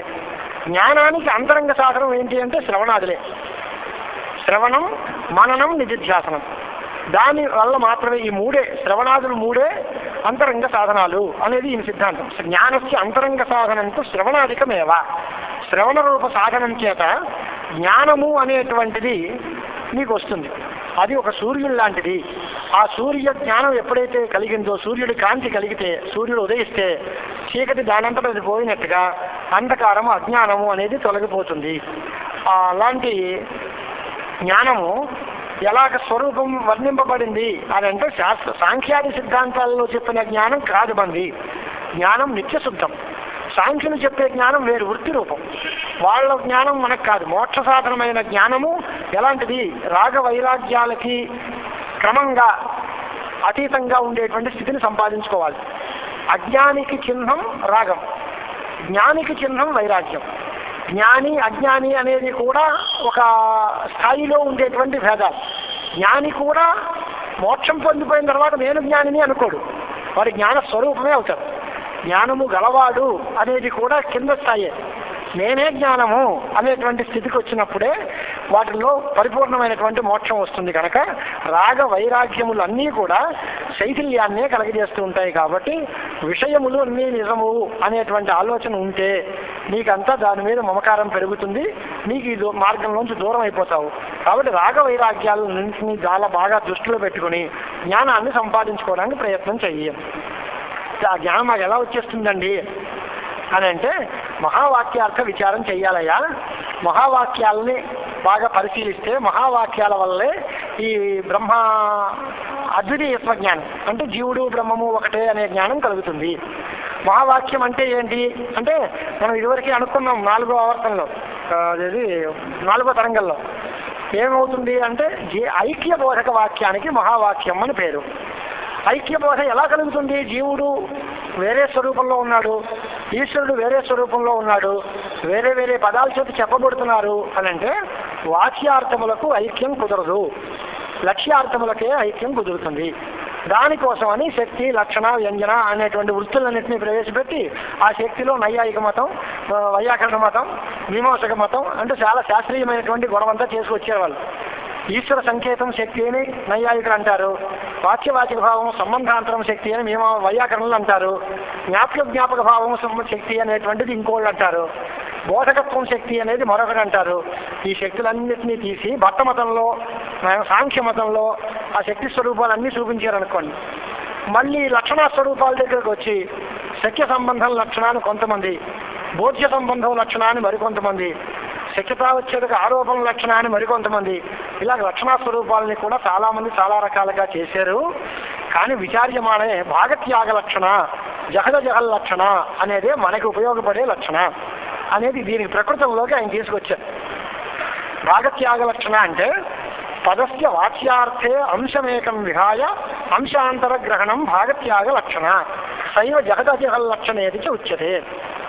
అంటే ఒక పదములకు అర్థం చెబుతాం, ఆ అర్థంలో కొంత భాగాన్ని వదిలేసి కొంత భాగాన్ని తీసుకోవటం. అలాగే మరొక పదంలో కూడా 2 అంశాలు ఉంటే ఒక అంశాన్ని వదిలేసి ఇంకో అంశాన్ని తీసుకోవటం. ఈ తీసుకున్న 2 అంశాలు ఒకటే అవుతాయి. అది ఐక్యం అంటే. తత్పదార్థానికి సర్వజ్ఞుడైన చైతన్యుడు, సర్వజ్ఞత్వ విశిష్ట చైతన్యం తత్పదానికి అర్థం. దీనిలో 2 భాగాలు, సర్వజ్ఞత్వము, చైతన్యము. దానిలో సర్వజ్ఞత్వాన్ని వదిలేస్తాం, చైతన్యాన్ని స్వీకరిస్తాం. ఇప్పుడు త్వంపదంలో కించిజ్ఞత్వ విశిష్ట చైతన్యం అంటే కొద్దిగా తెలిసిన చైతన్యము. ఈ కొద్దిగా తెలిసిన అనే అంశం విదేశీ చైతన్యము అనే అంశం తీసుకుంటాం. ఈ 2 అంశములు ఒకటే కాబట్టి జీవో బ్రహ్మైవ నాపరః అనేటువంటి సిద్ధాంతం. ఇలాగా పదముల యొక్క అర్థాల్లో కొంత భాగాన్ని విదిలి కొంత భాగాన్ని తీసుకుంటే దానికి భాగత్యాగ లక్షణ అని పేరు. అలాంటి దానికే స్వయం దేవదత్త అనేది లోకంలో ఉదాహరణ. అలాంటిదే మహావాక్యముల యందు చెప్పే లక్షణ. తత్వమసి ఇది మహావాక్యం తీసుకున్నారు. ఇందాక మనం అనుకుంటే తత్పదానికి సర్వశక్తిమంతుడు, సర్వజ్ఞుడు, ఇవి వ్యాపకుడు, ఈశ్వరుడు, స్వతంత్రుడు అయినటువంటి అర్థం. మాయ అధీనంలో పెట్టుకున్నవాడు, బంధమోక్ష రహితుడైన వాడు, ఈ ప్రపంచానికి అంతటికీ కారణమైన వాడు ఆయన తత్పదార్థం. సంపదానికి అర్థం ఏమిటి అని అంటే నీవు పరిచ్ఛన్నుడివి, తక్కువ తెలిసిన వాడివి, స్వతంత్రత లేని వాడివి, కర్మాధీనుడివి, అవిద్యామోహితుడివి, బంధమోక్షాలకి గురైన వాడివి, ఎప్పుడూ నిన్ను నువ్వు తెలుసుకోని వాడివి అనేది జీవస్వరూపంగా చెబుతాం. ఇన్ని అంశాలు వదిలేస్తాం. వదిలేసి ఈశ్వర స్వరూపంలోనూ జీవస్వరూపంలోనూ కూడా వాచ్యార్థాలు అన్నీ వదిలేసి లక్షణ తీసుకోవాలి. లక్షణ ఏం చెప్తారు అంటే తత్పదానికి చైతన్యే లక్షణ, సంపదానికి చైతన్యే లక్షణ. దాంట్లో అన్ని వదిలేస్తే దీనికి మహావాక్యమందు జగద జగల్ లక్షణ అనే దాని చేత ఐక్యం కుదురుతుంది. జీవేశ్వరుల యొక్క స్వరూపం చాలా రకాలుగా చెప్పారు. చాలాసార్లు మనం కూడా అనుకున్నాం, మరోసారి గుర్తు చేస్తున్నారు ఆయన. వివరణ గ్రంథే అజ్ఞాన ప్రతిబింబో జీవ తద్బింబ ఈశ్వర ఉచ్యతే. వివరణాచార్యుల వారి మతం. అజ్ఞానంలో ప్రతిబింబంగా ఉన్నవాడు జీవుడు, దానికి బింబస్థానీయమైన వాడు ఈశ్వరుడు. విద్యారణ్య స్వాముల వారి మతంలో శుద్ధ సత్వగుణ ప్రధాన మాయ యందు ప్రతిఫలించిన ఆభాసము ఈశ్వరుడు, మలిన సత్వగుణంతో ఉన్నటువంటి అంతఃకరణమందు దాని యందుండే అవిద్యలో ప్రతిఫలించిన వాడు జీవుడు అనేటువంటిది జీవేశ్వర స్వరూపంలో చిన్న తేడా ఉంది. దీనిలో మళ్ళీ ఆభాసవాదం, ప్రతిబింబవాదం, అవచ్ఛిన్నవాదం అని రకరకాలైనటువంటి శాస్త్రీయమైన వాదాలన్నీ చూపించారు. ఈ 4 వాక్యాలు మనం పైన రాసుకున్నటువంటి మహావాక్యాలు తత్వమసి, అయమాత్మ బ్రహ్మ, అహం బ్రహ్మాస్మి ఇలాంటి వాక్యాలు అన్నిటిలోనూ కూడా ఈ భాగత్యాగ లక్షణాన్ని ప్రవేశపెట్టి ప్రజ్ఞానం బ్రహ్మ అలాంటి వాక్యాల్లో అన్నిటిలోనూ కూడా జీవబ్రహ్మైక్యాన్ని మనం చెప్పాల్సి వస్తుంది అనేటువంటిది మహావాక్యములలో లక్షణా స్వరూప విచారం చేశారు. ఇలా చేసిన తర్వాత ఈ స్వప్న గ్రంథం గురూపదేశం చేసిన తర్వాత శిష్యుడు ఏమన్నాడంటే వాడి మాటలు వింటున్నాడు. ఇత్థం శ్రుత్వా కృతార్థ అభూత్ వాక్యం శిష్య గురోర్ముఖాత్ ఇత్తం అన్యోపి యఃకశ్చిద్ వేద చేద్ చిద్విచారణాత్ నిశ్శేష దుఃఖనాశాత్ స తవ్యేవ విముచ్యతే సర్వమేతత్య ఉపదిష్టం స్వప్నవత్ స్వవికల్పితై. అంటే గురువు వేదాంత శాస్త్రాదులు విద్యాభూతములు అయినా సరే దానివల్ల మాకు ప్రయోజనం ఉంది అని. మధ్యలో ఒక చిన్న దృష్టాంతం చూపించారు. ఒక దారిలో నడుస్తున్నారు ఇద్దరు. దారిలో నడిచిన తర్వాత అక్కడ జంక్షన్ వచ్చింది. ఆ జంక్షన్లో ఇద్దరు కొంచెం వెళ్ళే దారిలో ఒకడు వెనకాల ఉన్నాడు, ఒకడు ముందు వెళ్ళాడు. ఆ జంక్షన్ రెండు వైపులా వెళ్తోంది. వీడు వెళ్లాల్సిన చోటుకు వెళ్ళే మార్గం ఒకవైపు, ఇంకో వైపు దారి కూడా ఉంది. ఏదో వై జంక్షన్ లాంటిది ఏదో జంక్షన్ వస్తే ఆ పక్క దారి పెట్టామనుకోండి ఎక్కడికో పోతాం. ఈ నిజమైన దారిలో మనం వెళితే మన గమ్యానికి చేరుకుంటాం. వాడు ఏం చేశాడు, మొదట వెళ్ళిన వాడు అపమార్గంలో వెళ్ళిపోయాడు. వెళ్ళిపోయి కొంత దూరం వెళ్ళిపోయిన తర్వాత మళ్ళీ వాడు ఇది మార్గం కాదు అని తెలుసుకుని మళ్ళీ వెనక్కి వచ్చాడు. వాడు వెనక్కి వచ్చే నాటికి ఆ జంక్షన్కి చేరాడు రెండో వాడు. వచ్చిన తర్వాత వాడు ఏం చెప్పాడు, నాయన ఇది దారి కాదు ఇది దారి అన్నాడు. చెబితే నాయన నువ్వు తప్పుడు దారిలో వెళ్ళావు కదా, తప్పుడు దారిలో వెళ్ళిన నువ్వు నాకు మంచి మార్గాన్ని ఎలా ఉపదేశిస్తావు అని అడుగుతున్నావా మనం? వాడు తప్పుడు దారిలోనే వెళ్ళాడు, తన తప్పును వాడు గుర్తించుకున్నాడు, ఇది తప్పని తెలుసుకున్నాడు, కిందకు వచ్చాడు, వచ్చి నాకు సరైన దారి చూపించాడు. మరి చెప్పింది నిజమని నమ్మి ఇలాగే వెళ్ళిపోతాం, మనం గమ్యాన్ని చేరతాం కదా. అలాగే అపమార్గంలో ద్వైతంలో వ్యవహార కాలంలో ఉన్న గురువులు వేదాంతాలు కూడా మనకి సహకరిస్తాయి. మనం ఆ ద్వైత మార్గంలోనే వెళ్ళిపోక్కల, వాళ్ళు దానిలోంచి బయటకు వచ్చి వాళ్ళ నిజస్వరూపాన్ని తెలుసుకుని మనకి ఈ రకమైనటువంటి మంచి సాధన ఉపాయాలని చెప్పడానికి అవకాశం ఉంటుంది అనేటువంటి మాట చెప్పారు. అక్కడ వాళ్ళు చెప్పిన తర్వాత ఇప్పుడు ఈ సంసారం అనేటువంటి వనం నశించాలి అంటే నీకు మార్గం చెప్తాను విను అని గురువు గారు ఈ అగ్రద దేవుడికి ఉపదేశం చేస్తున్నారు. మహావాక్యార్థ విచారం ఒక్కటే నాయన దీనికి మార్గం, ఇది తప్ప ఇంకా ఏ రకమైనటువంటి మార్గాంతరం లేదు. నాస్తి ఉపాయాంతరం మహావాక్యార్థం సమ్యక్ విచార్య అహమస్మి అగ్రధ ఇది నిశ్చిత్య దృఢతరం ఉద్ఘుష్య వద అన్నాడు. నేను అగ్రధుల్ని. అగ్రధుడు వాడి పేరు కదండి. అగ్రధ అంటే వాంఛారహితుడు, ఆశాపాశం లేనివాడు, ఇచ్చలు లేనివాడు, కోరికలు లేనివాడు. కోరికలు లేకపోతే ఇంకేముంది, శ్రోత్రియస్య అకామహతస్య బ్రహ్మానంద. అకామహతుడైనటువంటి వాడు మంచి మార్గంలో ఉన్నవాడికి బ్రహ్మానందమే కలుగుతుంది కనుక ఈ అగ్రధుడు ఇదంతా ఉపదేశం చేసిన తర్వాత వాడి కళ పూర్తయింది. ఉత్తరక్షణే నిద్రాయా ప్రబుద్ధ నేత్రే ఉన్మీలయతి స్మ తక్షణమేవ స్వప్నే దృష్టం సంసారవనం గురు గ్రంథ ద్వైతం సర్వం తిరోబభూవ సంసార వన దుఃఖం సర్వం వినష్టం. ఇది అగ్రధ దేవుడి తాలూకు పెద్ద కళ. ఆ కళలో గురువుల అబద్ధం, వేదాంతాల అబద్ధం, మార్గాలు చెప్పింది అబద్ధమే. అయినప్పటికీ దానివల్ల వాడు అహం అగ్రధ అనేటువంటి స్వరూపాన్ని తెలుసుకుని వాడు సుఖంగా ఉన్నాడు. ఆ రకంగా ముముక్షువైనటువంటి వాడు దృశ్య ప్రపంచాన్ని అంతటినీ దూరం చేసుకోవడానికి వేదాంత శ్రవణము, మహావాక్యార్థ విచారము అనేటువంటివే రెండు ప్రధానములు. ఇది షష్ఠతరంగం పూర్తి. ఇకపోతే ఈ చివరిది కూడా ఒకసారి అక్కడక్కడ స్పృశించినట్టుగా అభినయం చేస్తే మనం పూర్తి చేసినట్టుగా అవుతుంది. సప్తమ తరంగంలో జ్ఞానికి వ్యవహార నియమం ఉంటుందా ఉండదా, వాడు సమాధి శరీర స్థితి నిర్వాహకమైనటువంటి పనులు ఇవన్నీ ఉంటాయి కదా, ఇవి తప్ప మిగతా ప్రవృత్తులు ఉంటాయా ఉండవా అని అంటే అవి ఏవి ఉండక్కర్లేదు. ఒకవేళ చేసినా దానివల్ల నష్టం ఏమీ లేదు. ఆగామి సంచిత ప్రారంధం అనేటువంటి త్రివిధములు కర్మలు ఉంటాయి. దాంట్లో సంచితము ఆగామి అనేవి జ్ఞానం చేత పోతాయి, ప్రారంధం మాత్రం అనుభవం చేతనే పోతుంది. జ్ఞాని తన దృష్టితో తను సంచితమైన కర్మల్ని జ్ఞానం చేత పోగొట్టున ఆగామి కర్మ అంటే వాడికి అసలు ఉండదు. వాడు దీని తర్వాత జ్ఞానం పుట్టిన తర్వాత వాడు ఏ పని చేయడు. మనకైతే ఆగామి కర్మలు ఉంటాయి, తర్వాత పని చేస్తాం కనుక. సంచితము ఆగామి రెండూ పోతాయి అని అంటూ ఉంటాం మనం. ప్రారంధం పోదు, సంచితము ఆగామి పోతాయి అని. ఆ మాట అక్కర్లే. జ్ఞానికి ఆగామి కర్మ ఉండదు.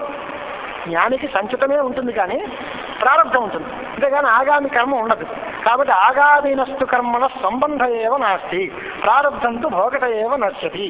ఇది సూత్రకారుల అభిప్రాయము అనేటువంటి మాట చెప్పారు. ఆ తర్వాత అనేక ప్రకారములైనటువంటి కర్మలు చేస్తూ ఉన్నా జ్ఞాని యొక్క వ్యవహారం అంతా నివృత్తి ప్రధానంగానే ఉంటుంది కానీ ప్రవృత్తి ప్రధానంగా ఉండదు. మనందరికీ ముఖ్యంగా యమ నియమ ఆసన ప్రాణాయామ ప్రత్యాహార ధ్యాన సమాధులు అనేటువంటివి 8 అంగములతో కలిగిన యోగాభ్యాసము దీనికి చాలా ఎక్కువగా సహకరిస్తుంది.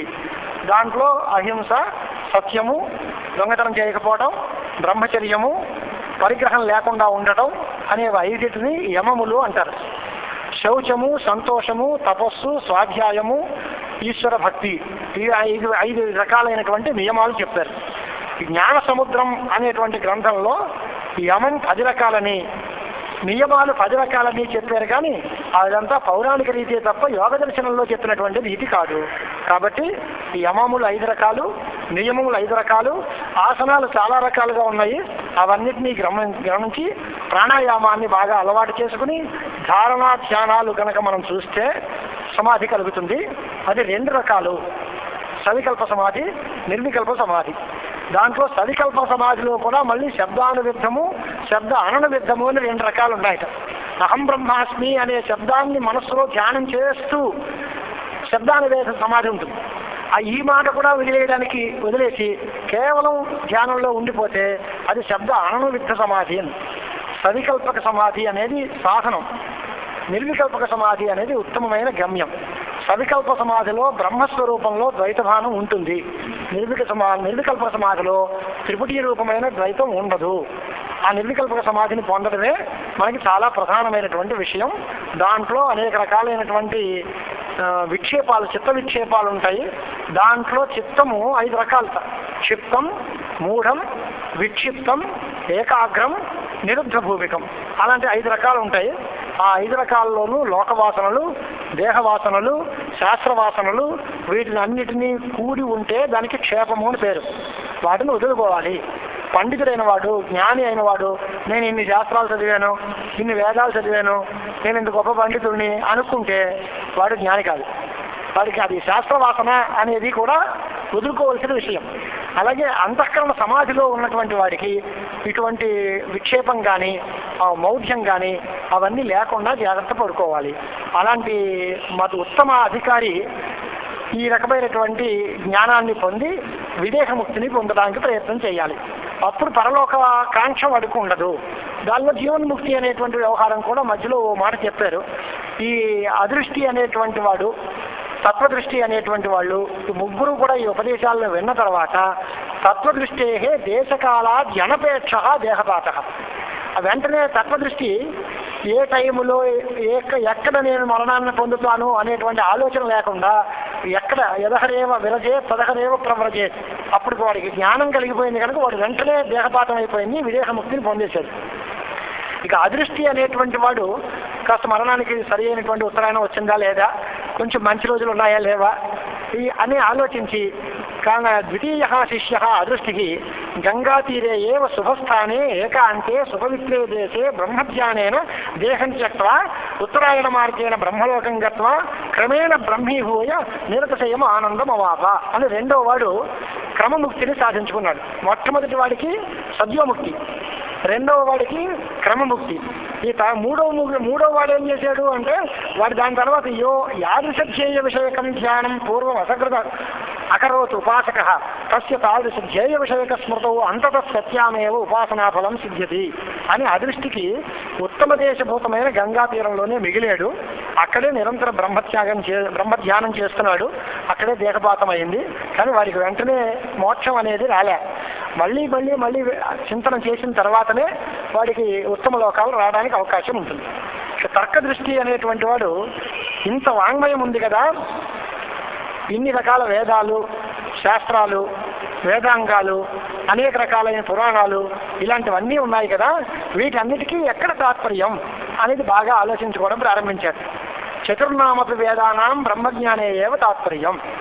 సర్వ విద్యమైనటువంటి విద్యలకి, సర్వ విద్యాస్థానాలకి అన్నిటి యందు కూడా వేదాంతమందే తాత్పర్యం. దాంట్లో కొన్ని జ్ఞేయ బ్రహ్మని బోధిస్తాయి, కొన్ని ధ్యేయ బ్రహ్మని బోధిస్తాయి, కొన్ని కర్మల్ని బోధించినా వాటికి కూడా చిత్తశుద్ధి ద్వారా జ్ఞానమందే తాత్పర్యం చెప్పాలి. కర్మల్ని బోధించే వాక్యాలకి కూడా కర్మల్ని చెప్పడం వరకే తాత్పర్యం కాదు, కర్మల్ని బోధించి ఈ కర్మలు వాడు ఆచరించి చిత్తశుద్ధిని సంపాదించుకుని జ్ఞానం పొంది మోక్షం పొందాలి అన్నంత వరకు తాత్పర్యం చెప్పాలి. ఇలా కనుక చెప్పినట్లయితే అన్ని దర్శనాలు, అన్ని శాస్త్రాలు, అన్ని పురాణాలు, అన్ని రకాలైనటువంటి వాంగ్మయ ప్రక్రియలు ఇవన్నీ కూడా అద్వైతానికే దారితీస్తాయి. కాబట్టి సమస్త శాస్త్ర ప్రమేయమైనటువంటి వేదాంతాన్ని శ్రవణ మనన నిధిధ్యాసలు చేసుకుని మనం దాని యొక్క ప్రయోజనాన్ని పొందాలి అనేటువంటి మాట చెప్పారు. తర్వాత శుభసంతతి రాజు గారు ఈ ముగ్గురు కొడుకుల్ని కలిసిన తర్వాత ఆయన బాగా చింతతో ఉన్నాడు, ఆలోచిస్తూ చేసిన తర్వాత ఈ కొడుకులందరూ మా గురువు గారు మాకు ఇలాంటి ఉపదేశాలు చెప్పారు అని తండ్రి గారికి వీళ్ళు మళ్ళీ తిరిగి బోధ చేశారట.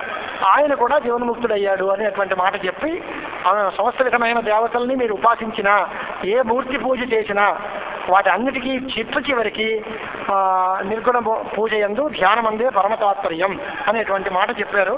దాంతో ఈ వేదం ఈ గ్రంథం పూర్తి చేస్తున్నారు.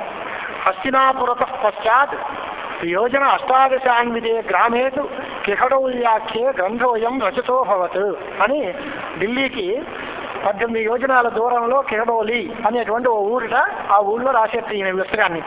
విదేహముక్తి సమయే ఏన అభేదం ప్రపేదిరే బ్రహ్మనిష్టా తథా వేదా కారణం యత్ సువంతి వ్యావృత్త నామరూపాత్మ జగతి అనుగతంతు యత్ వేదాంత వేద్యం తల్లక్ష్యం అస్తి భాతి క్రియాత్మకం ఏకం నిరుపమం తత్వం శుద్ధాద్వైతం చిదాత్మకం విషయావగమం జ్ఞానం స్వయం విషయవర్జితం అఖండం సచ్చిదానందం మనోవాగాద్యగోచరం సర్వేషాం ప్రత్యేగాత్మానం పరం బ్రహ్మ భవామి తత్ అహమేవ పరం బ్రహ్మ మయి సర్వం ప్రకల్పితం ఇది యత్ కృపయా బుద్ధం సద్గురుం తం నమామ్యహం అని చెప్పారు. ఈ మాట ఆయన గ్రంథకారులు ఆయన తాలూకు ఉదాత్తత చూపించడం కోసం ఆ ఆవర్తదాసులు రాసిన దానిలో ఆయన రాసేది ఏమని రాసేదంటే, అనేక వేదాంత సిద్ధాంత రత్నగర్భితోయం విచారసాగరాఖ్యో గ్రంథ కృష్ణమధీతం వ్యాకరణం సాంఖ్యన్యాయాది శాస్త్రాణ్యపి క్రమేణ సమ్యక్ సమగ్రమవలోకితాని అశేషాః అద్వైత వేదాంత గ్రంథాశ్చ పరిశీలితాః నా అనవలోకితః అస్తి గ్రంథః ఏకోపి. చూడని పుస్తకం ఒక్కటి కూడా లేదు. అన్ని వేదాలు చదివాను, అన్ని సిద్ధాంతాలు తెలుసుకున్నాను, అన్ని వేదాలని సమగ్రంగా అర్థాన్ని అనుసంధానం చేశాను. అయినా నా విలజ్జే భాషారచనాయాం, నేను నా భాషలో హిందీలో ఈ పుస్తకాన్ని రాయడానికి సిగ్గుపట్టం లేదు. పరోపకార చింతయో అత్ర హేతు. సంస్కృత ప్రబంధం వ్యాకరణ శాస్త్ర మర్యాదలు తెలియకపోతే అర్థం కాదు కనుక భాషా ప్రబంధం హిందీలో నేను రాశాను అందరికీ అందుబాటులో కోసం అని అలా ఆయన చెప్పాడు. అంటే అంత గొప్ప పండితుడు, అంత యోగి అనుభవాన్ని పండించుకుని ఇచ్చిన పుస్తకంలో అక్కడక్కడ 4 ముక్కలు ఏదోదో మాట్లాడుకున్నాను తప్ప గ్రంథం అంతా చెప్పాననేటువంటి అభిమానం కానీ గర్వం కానీ ఏమాత్రమూ లేదు. చింతన చేయడానికి చాలా మంచి పుస్తకం. ఆ అవకాశాన్ని మీరందరూ నాకు మళ్ళీ ఒకసారి ఇచ్చారు మళ్ళీ చదువుకోవడానికి. సర్వం శ్రీ గురుచరణార్పణమస్తు.